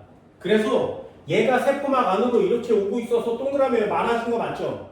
그런데 ATP가 이렇게 생긴 거 아니겠니? 그 막이 여기 있는 거 맞지? 자, 얘는 나트륨이야 칼륨이야? 누구라고? 동그라미 칠 수 있어야 되죠. 여기까지 됐어요? 17번이요. 별표. 가와 나중에 안쪽 바깥쪽 어디라고? 됐어? 어때? 내가 쓰는 방법은 꽤 쉽죠? ATP 동그라미. 거기가 안쪽이에요. 그럼 노란 동그라미는 나트륨이야 칼륨이야? 어떻게 알아? 3개. 동그라미 3개잖아요. 그죠? 동그라미 3개잖아. 그렇게 해도 돼. 동그라미 3개잖아. 그럼 나트륨. 그럼 P가 있는 ATP가 공급된 그 P 딱지가 붙어 있는 거기가 안쪽이에요. 그럼 네모, 연두색 네모는 누구라고? 하여. 2개 있으면 뭐라고? 칼륨. 이렇게 써도 괜찮다고요.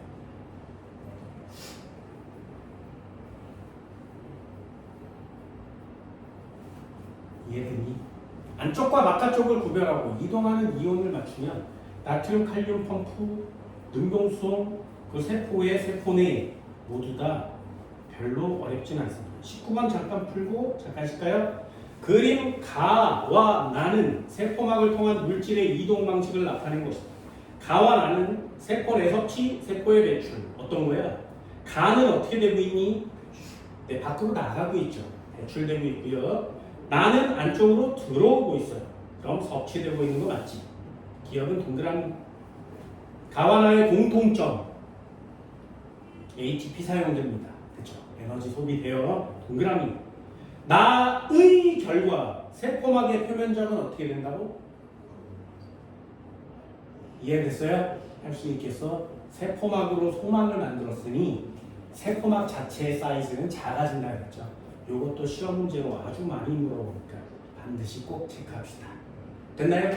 여기까지가 물질의 수송, 이동에 대한 내용이에요. 세포에 관한 내용은 여기까지가 모두 다 끝입니다. 이게 1단원이 전체예요. 그러니까 세포에 대한 내용과 세포 소기관 그리고 세포막에 대한 내용이 가장 비중이 크죠. 세포는 세포막의 막단백질, 세포막이 그렇게 엄청난 역할을 해주기 때문에 그렇습니다. 이해됐나요? 매우 어려운 부분들도 많아서 그런 부분들 역시 할 거고요. 잠깐 문제를 쉬었다가 문제도 잠깐 몇 개 더 풀어보고요. 그리고 맨 앞에 25페이지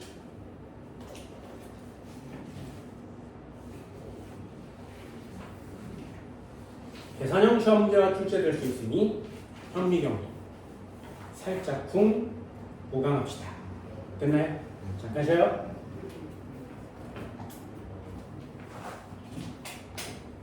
자, 페이지 25페이지야.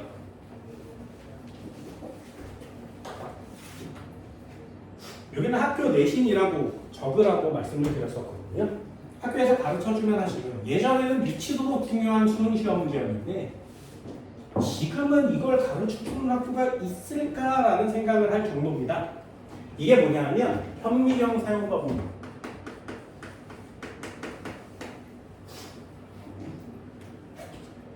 현미경의 구조도 옛날엔 다 외웠었는데 지금은 그건 필요 없고요. 현미경 요걸로 세포를 보는 거죠.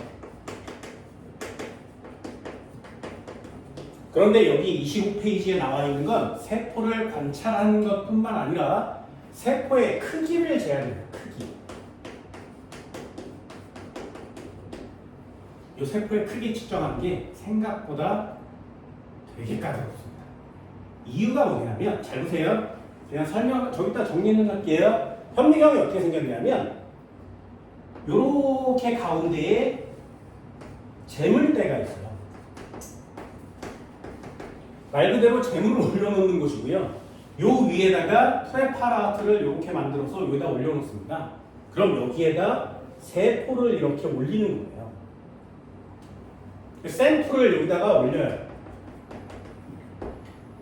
그러면 현미경이 이렇게 생겼는데 렌즈가 2개 있습니다. 2개. 이 아래쪽에 있는 렌즈는 이렇게 생겨서 이 아래쪽에 있는 이 렌즈를 물체에 다 있는 렌즈예요. 그래서 얘를 대물 렌즈라 그래요. 그리고 여기에 있는 애는 여기서 눈으로 쳐다보는 거죠. 눈으로 쳐다보는 거기 때문에 얘를 눈에 접해 있는 렌즈예요. 이렇게 얘기해요. 그래서 여기 나사를 돌려서 조동나사, 미동나사를 돌려서 위아래로 이렇게 움직인 다음에 초점을 딱 맞추는 거거든요. 그런 다음에 현미경을 관찰하는 겁니다. 문제는 이 세포의 크기를 재고 싶은 거예요. 그 세포의 크기를 뭘로 재냐면 여기처럼 자로 잽니다. 됐죠? 그래서 자를 설치할 건데 자를 어디다 설치하냐면 세포를 이렇게 빼고 유리 프레파라트에 눈금이 새겨져 있는 자가 있어요. 그래서 여기에다가 요렇게 생겨 있는데 여기에 눈금이 이렇게 새겨져 있습니다. 요걸 재물대 위에 올리는 거예요. 얘를 대물 마이크로미터라고 해요.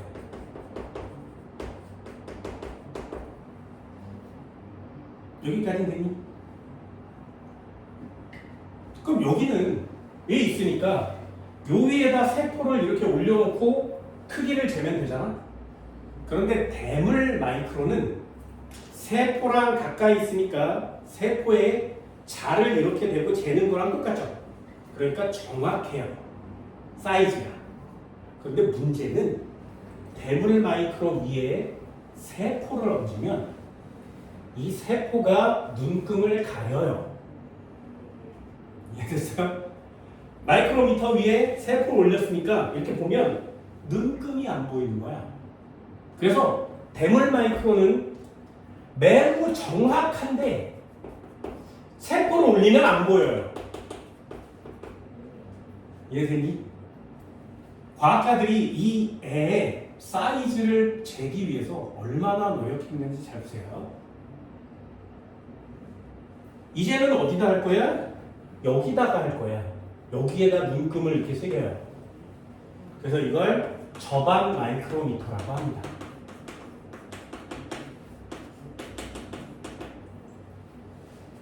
저반 마이크로미터는 세포가 여기 있으니까 이렇게 통해서 보면 세포가 가리진 않죠. 대신에 자를 이렇게 눈앞에다 놔두고 세포를 여기다가 놔둔 거예요. 그러니 세포와 자 사이에 거리가 있는 거 맞지? 그 눈금이 사이즈가 잘 안 맞아요.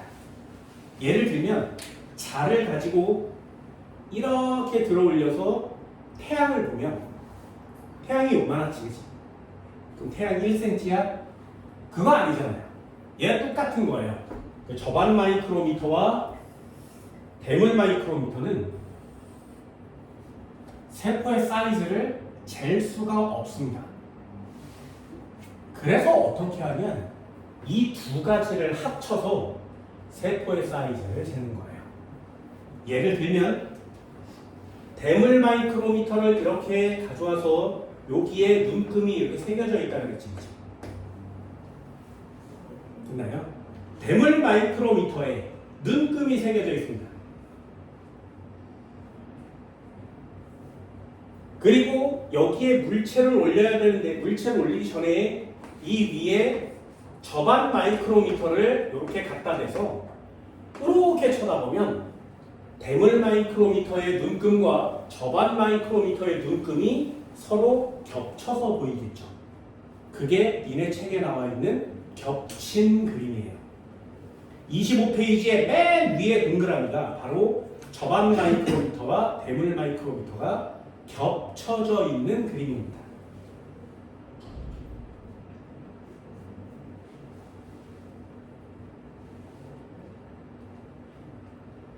됐나요? 그래서 겹쳐볼게요. 대물 마이크로미터를 이렇게 한번 그려볼까요? 이게 대물 마이크로미터의 눈금이에요. 저반 마이크로미터를 이렇게 그렸더니 얘는 눈금이 이렇게 됩니다. 그러면 여기에 겹쳤어, 여기에 겹쳤어, 여기에 겹친 거 맞죠? 그럼 대물 마이크로미터 한 눈금과 저반 마이크로미터 두 눈금이 겹친 거 맞지? 그치?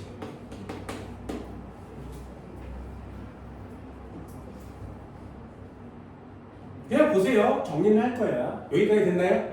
그럼 저반 마이크로 두 눈금과 대물 마이크로 한 눈금이 겹친 거 맞잖아요? 그때 여기다가 이렇게 대물 마이크로미터를 제거하고 여기다가 세포를 이렇게 놔뒀더니 세포가 요만한 거예요. 그러면 얘는 세포의 사이즈를 구할 때 어떻게 한다고?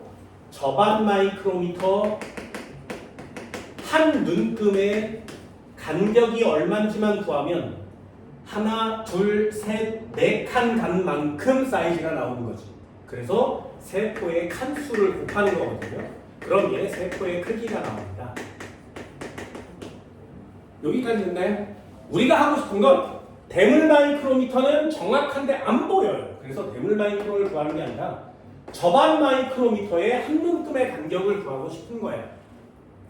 요거만 구하면 대물 마이크로 제거하고 세포를 놔뒀을 때 칸수만 세면 한 눈금 간격은 아니까 칸수만 세면 세포의 실제 사이즈를 구할 수 있는 거죠.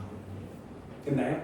그때 요 대물 마이크로 눈금이 정해져 있습니다. 요건 규격으로 정해져서 나와요. 얘가 10마이크로미터인 거예요. 대물 마이크로미터는 한 눈금 10마이크로미터입니다. 그럼 다시 한번요. 얘 아까 몇 칸이랑 겹쳤어? 2칸이랑 겹친 거 맞지? 그럼 저반 마이크로미터 한 눈금은 몇 마이크로미터? 5마이크로미터. 됐나요? 그럼 얘는 5마이크로미터가 되니까 여기다가 하나, 둘, 셋, 네 칸 갔어요. 그럼 세포의 사이즈는 얼마야? 20마이크로미터짜리예요. 이렇게 되는 거예요.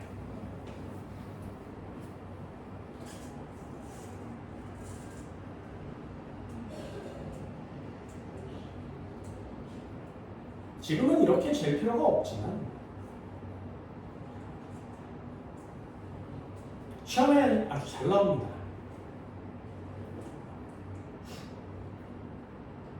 아래에 있는 보기의 문제처럼 시험 문제가 출제가 되거든요.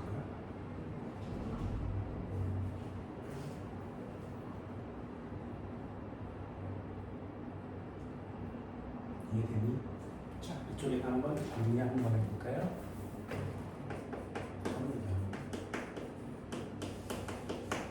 1번 세포를 관찰할 때 써야 돼. 현미경 사용법입니다. 세포를 관찰할 때 어떻게 하는 거냐면 먼저 저배율로 보는 거예요. 저배율로 보다가 고배율로 바꾸는 겁니다. 처음부터 고배율로 보지 않아요. 저배율로 관찰하다가 고배율로 착착 바꿉니다. 대물 마이크로미터가 얘 현미경 이거 본 적 있니? 렌즈 하나짜리야, 세 개짜리야? 세 개짜리 본 적 있어요? 렌즈의 길이가 다 다르거든요. 그래서 돌리면 좀 길어져. 그 돌리면 길어져. 길어지면 물체에 점점 가까이 오겠죠. 그게 배율이 높은 겁니다. 이 배율을 구할 때는 저반 렌즈의 배율과 대물 렌즈의 배율을 곱해요.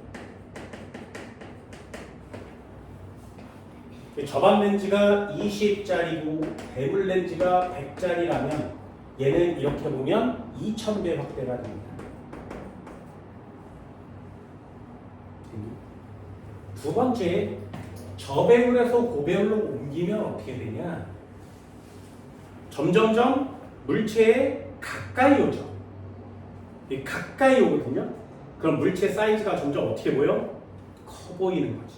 그래서 고배율로 바꾸면 물체의 크기는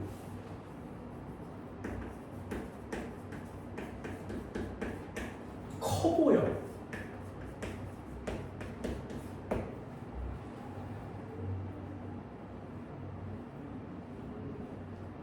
한 번만 더. 그러면 작아 보일 때는 세포가 되게 많았을 거 아니겠니? 근데 얘가 가까이 다가오면 물체가 커져 보이죠. 그럼 내 시야 안에 들어온 세포의 개수는 줄어들어 보이겠지. 사이즈 큰데 세포의 개수는 물체라는 단어 대신에 세포라는 단어 그냥 직접 써드릴까요? 작아 보이는 거죠. 적어진. 보이는 세포의 수는 줄어드는 겁니다. 그리고 멀리 있을 때는 빛이 막 들어갈 수 있는데 가까이 오면 빛이 들어갈 틈이 별로 없어요. 그래서 시야가 어두워집니다. 어두워진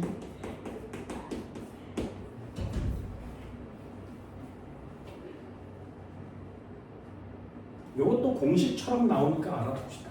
잘 보세요. 곱하기 100배로 관측하다가 곱하기 200배로 바꾼 거예요. 그럼 얘는 저배율이었다가 고배율로 바꾼 거 맞죠? 어때요? 배율이 몇 배 증가해서 배율을 2배로 증가시키면 세포의 길이는요. 세포가 원래 요만했었는데 커져 보이는 거죠. 그치? 길이는 2배 증가하는 것처럼 보입니다.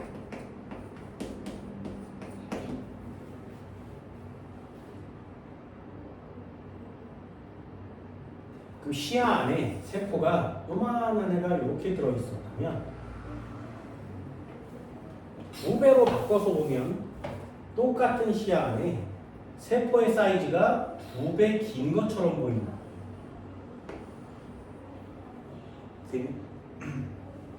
그럼 이 면적이 이렇게 늘어나죠. 그래서 이 면적이 훨씬 더 축소되는 것이 보이거든요. 면적으로 줄어들기 때문에 제곱배 감소합니다. 그래서 요 안에 세포의 개수는 관찰되는 세포의 개수는 줄어들어요. 얼마로 줄어드냐? 2의 제곱분의 1배만큼 감소합니다.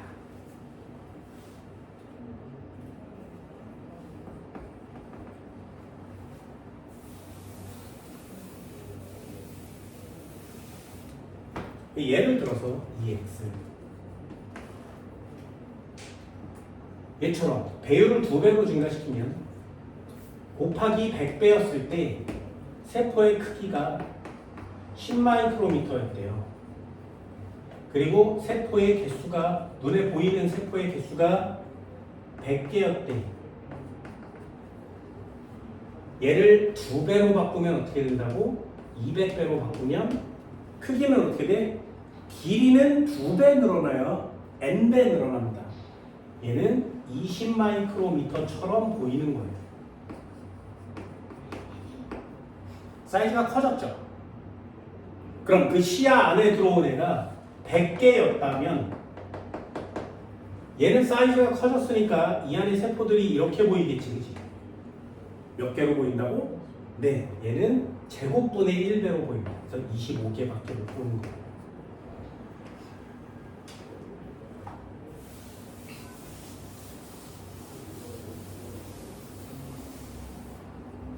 인간이 볼 수 있는 광학 현미경 중에 보편적인 건 1000배율을 볼 수 있거든요. 1000배율을 보면 우리가 흐려져요. 그래서 오일 같은 것도 뿌려서 빛의 분산 산란을 막아주는 그런 효과들도 있습니다. 내가 대학 다닐 때 등록금이 100만원이 안 됐거든요. 근데 현미경이 1000만원이었어요. 애들이 한 명씩 다 갖고 실험할 때 쓰는 현미경이 1000만원 있어요. 내가 대학교 때 그 현미경을 뿌려보려고 되게 했었는데 실패했죠. 너무 갖고 싶었는데 살 돈이 많고 실패했어요. 안타깝죠. 그래서 현미경은 좀 애환이 많아요. 사건 사고도 되게 많습니다. 됐나요? 이렇게 보는 거예요. 이렇게 보는 거야. 여러 가지 방법들도 있고요. 예전에는 이 저반 마이크로미터는 짧을수록 배율이 크고요. 대물 렌즈는 길수록 배율이 커요. 세포에 가까울수록 배율이 크다라는 거 알아두시면 좀 쉽게 맞춰낼 수 있습니다. 세포의 크기 재볼까요? 세포의 크기, 얘는 그냥 외우세요. 세포의 크기 어떻게 하는 거냐면 저반 마이크로미터 있다요. 한 눈금의 간격에 저반 마이크로미터 한 눈금의 간격에 곱하기 칸수 이렇게 곱하면 세포의 크기를 구할 수가 있습니다.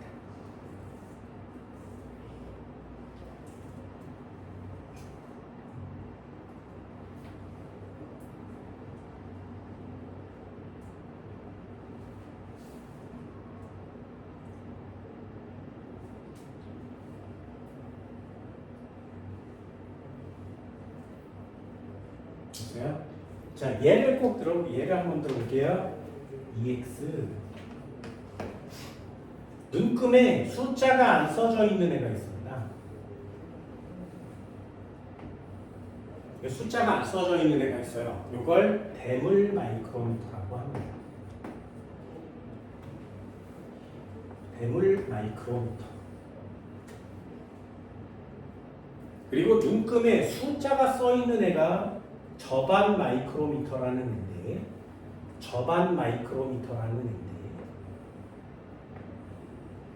겹쳤죠. 겹친 데서 겹친 데까지 되는 거거든요. 그럼 대물 마이크로미터는 이만큼 한 눈금에 갔는데,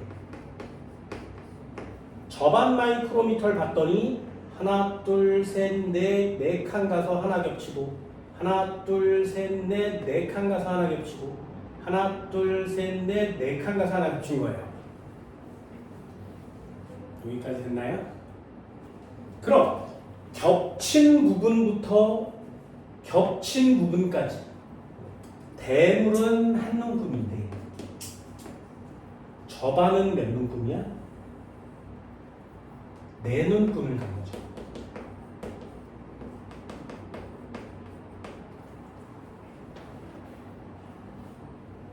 여기까지 됐나요?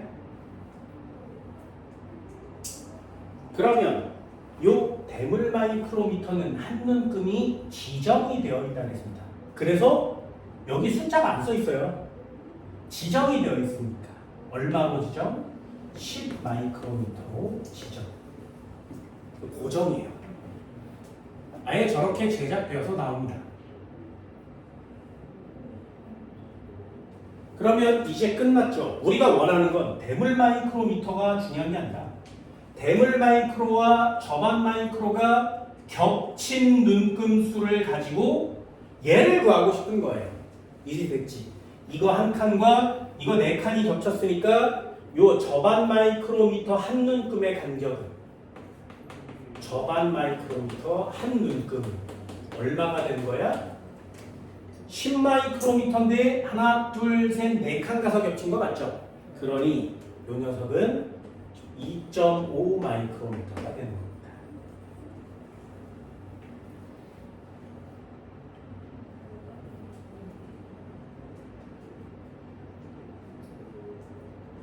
이해됐어요?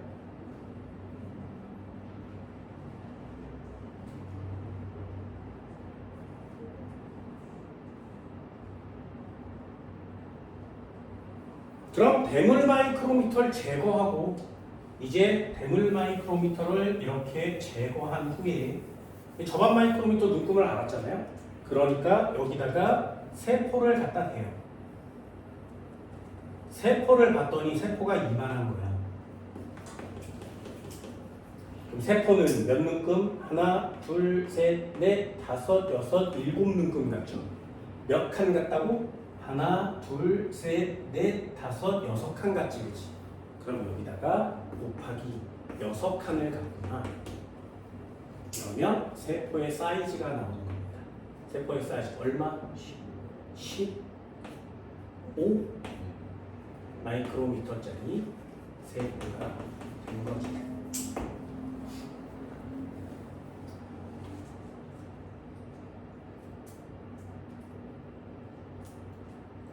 됐나요? 알 수 있겠어요? 이걸 공식처럼 외우지 마시고요. 이렇게 꼭 알아둡니다.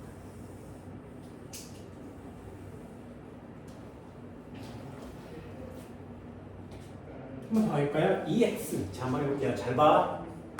곱하기 100배로 봤대. 이거 어려워요. 생각보다 까다롭습니다. 대물 마이크로미터가 이렇게 생겼겠지, 그지? 대물 마이크로미터 이렇게 생겼어요. 되니? 저반 마이크로미터를 봤더니 하나, 둘, 셋, 넷, 다섯, 여섯 이렇게 간 거야. 되셨나요? 자, 그럼 대물이 아래에 있고요. 저반이 위에 있대. 자, 저반 마이크로미터 한 눈금은 간격이 얼마? 네.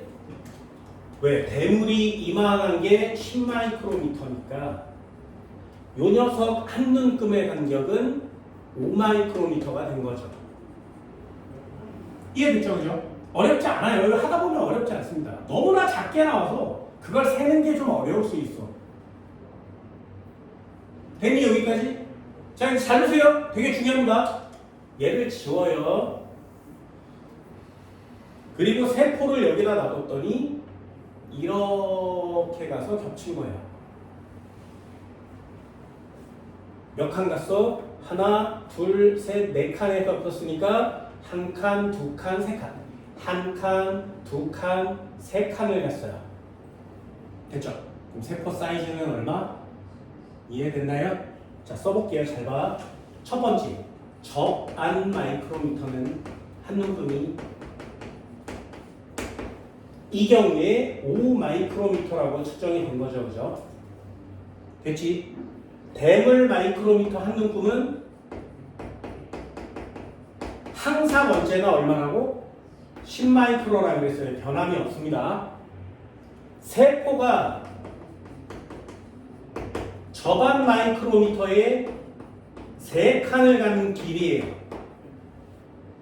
되니? 그럼 결국에 세포의 사이즈는 얼마라고? 얘와 얘를 곱해서 15마이크로미터요. 이렇게 쓸 수 있잖아요. 그치? 여기까지 됐어요? 해볼게.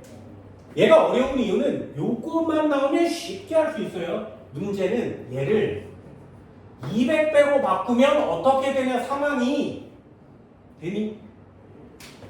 저반 마이크로미터 보고 있고 배율을 얘로 바꾸거든요. 대물 렌즈로. 되니?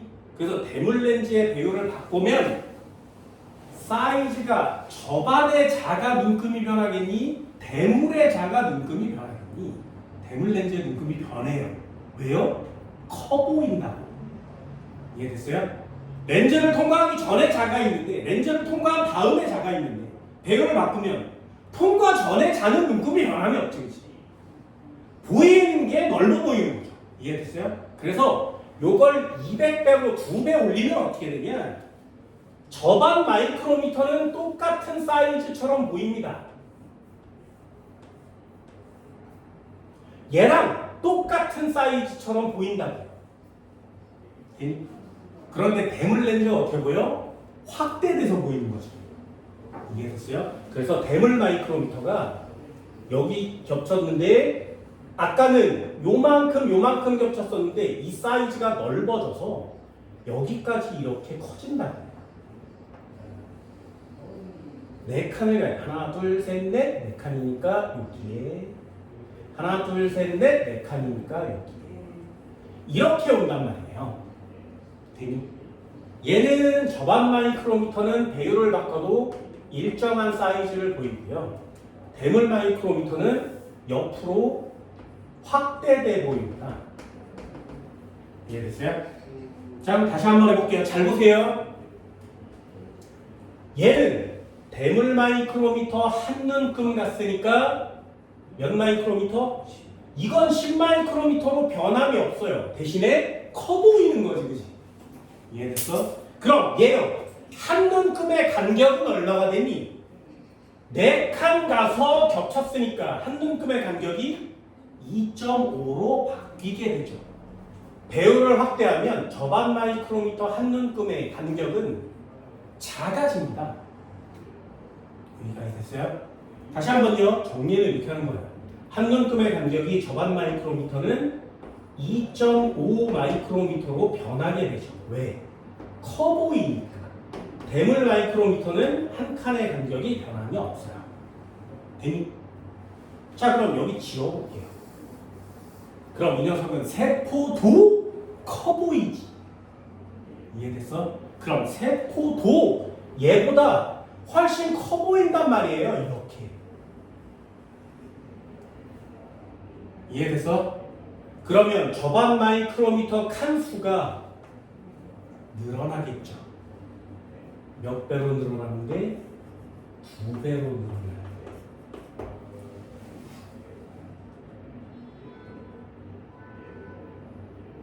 그럼 결국에 얘랑 곱하면 세포의 크기가 나오는 거죠. 그럼 세포의 실제 사이즈가 변하니? 항상 변함이 없겠죠. 15만큼. 이해됐어요? 그래서 배열을 바꾸면 뭐가 어떻게 달라지는지 이런 걸 전부 다 해야 되기 때문에 여기 파트는 그냥 뭐 칸수만 잰다고 해서 맞출 수 있는 시험이 아닙니다. 꽤 까다로워요. 다시 한번요. 저반 마이크로미터 처음 순서대로 대물 마이크로미터 놓고 10마이크로미터 간격으로 되어 있는데 저반 마이크로미터를 띄워요. 그래서 겹친 수를 잘 보고 저반 마이크로미터 눈금의 한 간격을 찾는 거죠. 그리고 대물 마이크로미터는 제거합니다. 그리고 여기다가 물건을 올려놓는 거죠. 그리고 겹친 사이즈를 재는 거예요. 됐나요? 이렇게 됐어요. 그래서 이렇게 나왔는데 자, 2배로 바꿔볼게요. 2배로 바꾸면 일단 대물 마이크로미터를 댔을 때 이 간격이 넓어 보이는 거죠. 확대돼서 보일 거니까. 여기다가 저반 마이크로미터를 대면 위에 건 변함이 없어 보이고요. 아래 건 되게 넓은 간격으로 확대돼서 보이는 거 맞지? 이해됐어요? 그렇다면 배율을 바꿨을 때 저반 마이크로미터 한 눈금의 간격이 줄어들지. 만약에 10배로 바꾸면 얘는 얼마로 돼? 10분의 1배가 되는 거예요. 이해됐어? 그럼 대물 마이크로미터의 한 눈금의 간격은 항상 언제나 10마이크로로 변함없으니까 칸수가 늘어나겠죠. 2배 했으니까 2배 늘어나고요. 10배 하면 10배 늘어나는 거죠. 항상 언제나 저반과 칸수를 곱하면 그 값은 같아야 되죠. 왜? 세포 사이즈가 커 보이는 거지. 실제로 사이즈가 커지진 않잖아요. 알겠어요? 그래서 이 녀석을 이렇게 정리를 꼭 하나 해주세요.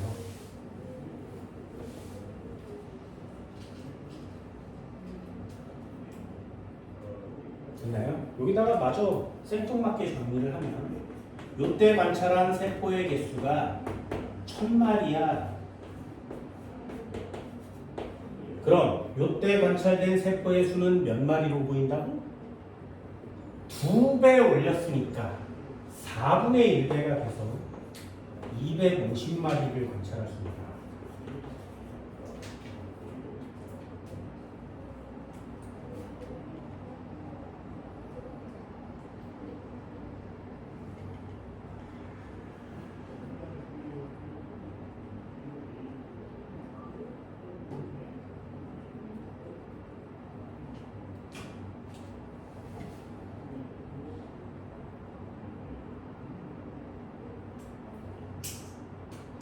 이해됐나요? 니네 눈 크게 뜨고 보셔야 돼요. 난 크게 그려준 거야. 문제 한번 풀어볼게요. 25페이지면 나요.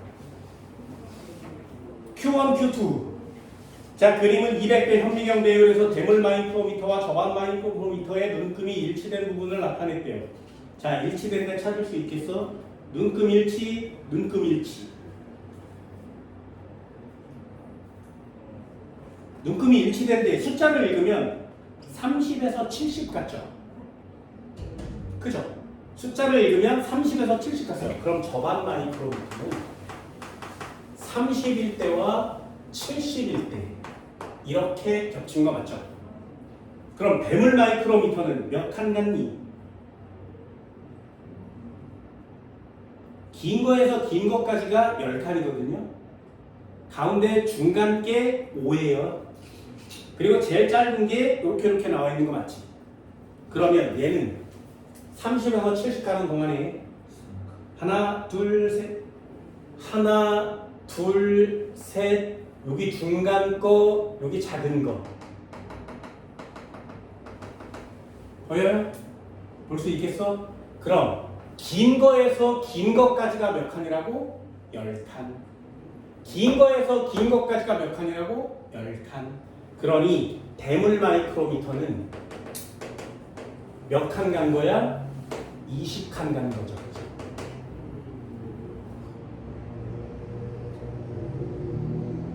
이해됐어? 그럼 저반 마이크로미터는 몇 칸 간 거니까 30에서 70? 40칸 간 거니까. 그럼 요거 한 칸일 때 얘는 두 칸씩 가겠죠? 이해됐어요? 겹친 부분 찾는 게 생각보다 쉽지가 않아요. 너무 조금해서. 숫자가 온 데는 그냥 숫자를 읽으시면 되고요. 숫자가 없는 데는 짝대기 하나당 하나 칸. 긴 거에서 긴 것까지가 10칸이에요. 그러면 얘 한 칸이니까 10마이크로미터, 얘는 두 칸이니까 10마이크로미터에 겹쳤겠지, 그치? 결국에 저반 한 눈금은 몇 마이크로? 5마이크로. 이렇게 쓰는 거예요. 니은 동그라미. 이렇게 동그라미 치는 거예요. 숫자 있는 게 저반, 그리고 물체와 세포와 같이 있으면 저반이에요. 나그림에 보면 세포와 같이 있지, 그치? 그게 저반 마이크로미터입니다. 기억 동그라미, 니은 동그라미. 그럼 세포의 눈금 어디서 어디까지 갔어? 20에서 70까지 갔네요.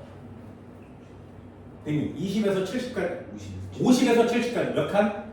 20칸. 그럼 마이크로, 5마이크로로 20칸을 간 거지. 디귿도 동그라미. 어떻게 하는 건지 알겠어요? 한 번만 해놓으면 어렵지 않은데 이 배율을 바꾸는 순간 졸라 까다로울 수 있거든요. 아래 거 한번 해볼까요? Q2. 대물 렌즈의 배율을 바꿔서 현미경의 배율을 400배로 한다면 200배로보다 400배로 바뀐 걸 맞죠? 배율 몇 배로 늘어났어? 2배. 그럼 저반 마이크로미터 한 눈금의 길이는 이해되니? 그래서 요거 하나 써주면 내용을 다 맞출 수 있어요. 2배 바꾸면 절반 줄어들고 칸수는 2배 늘어나는 거예요. 왜? 실제 사이즈는 변함이 없어요. 됐니? 세포의 크기는 각각 위에 거랑 똑같죠. 100마이크로미터가 될 겁니다.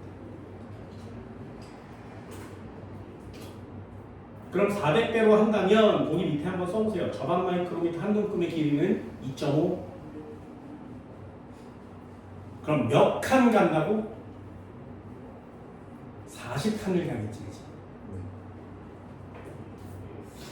세포의 실제 사이즈는 100마이크로미터입니다. 할 수 있겠어요? 어렵지 않지? 세포의 크기 측정하는 거 그렇게 많이 어렵진 않거든요. 그래서 이렇게 한 번씩은 해보는 거예요. 자, 30페이지 1번이에요. 세포의 크기를 측정하는 실험이래요. 현미경의 배율을 200배로 하고 2마이크로 눈금이 겹치도록 한다. 저반 마이크로 4칸과 대물 마이크로 1칸이 겹쳤어요. 그럼 대물 마이크로 1칸은 10마이크로니까 저반 1칸은 얼마? 네! 그걸 쓰는 게 중요한 거예요. 저반 마이크로는 2.5. 대물 마이크로를 제거하고 세포 A의 표본을 올려놓은 후 관찰했더니 5칸 같대. 세포의 사이즈는 얼마? 네! 이해되니? 기억 동그라미. 이렇게 하는 거예요. 대물 렌즈의 배율만 2분의 1로 바꿔. 이번에는 2분의 1로 바꾼 거지. 그럼 얘를 2분의 1로 바꾸면 한 눈금의 간격은 5마이크로미터. 그럼 몇 칸 가서 겹쳐? 2칸 반 가서 겹쳐요? 10칸 가서 겹쳐요? 세포의 사이즈는 몇 칸이 되겠니? 2.5가 5칸을 갔으니 5면 뭔 말인지 알겠어?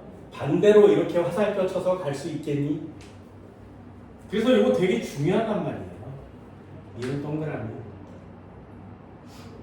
대물 렌즈 배열만 2배로 바꾸면 A와 세포와 겹치는 대물 마이크로 눈금은 10배가 되니 10이 되나요? 배열을 2배로 하면 칸수는 2배로 늘어나는 거 맞죠? 동그라미. 5번이 정답이 됩니다. 어떻게 하는 건지 알겠어요? 어때? 생각보다 많이 어렵진 않지, 그치? 나왔으면 땡큐. 이해됐어? 그래서 학교에서 이거 가르쳐주면 꼭 한 번은 해보세요. 니네 교재에는 공식처럼 나와 있어서 뭐 대물분해, 뭐 적대, 적반 대물 곱하기 10 이렇게 막 나와 있어서 그거 외우다가 틀리는 학생들도 되게 많지. 이렇게 하시면 돼요. 우리가 하고자 하는 건 저반 마이크로 한 묶음에 세포가 차지하고 있는 물금속. 이렇게 곱하시면 문제들을 맞춰볼 수 있습니다. 할 수 있겠나요? 여기까지가 여러분들 배우는 1단원이에요. 문제 마저 꼼꼼히 풀어보시고요. 어차피 시험 볼 거니까 복습도 한번 꼭 해주시고요. 이해돼서? 그럼 여기까지 할게요. 고생하셨습니다.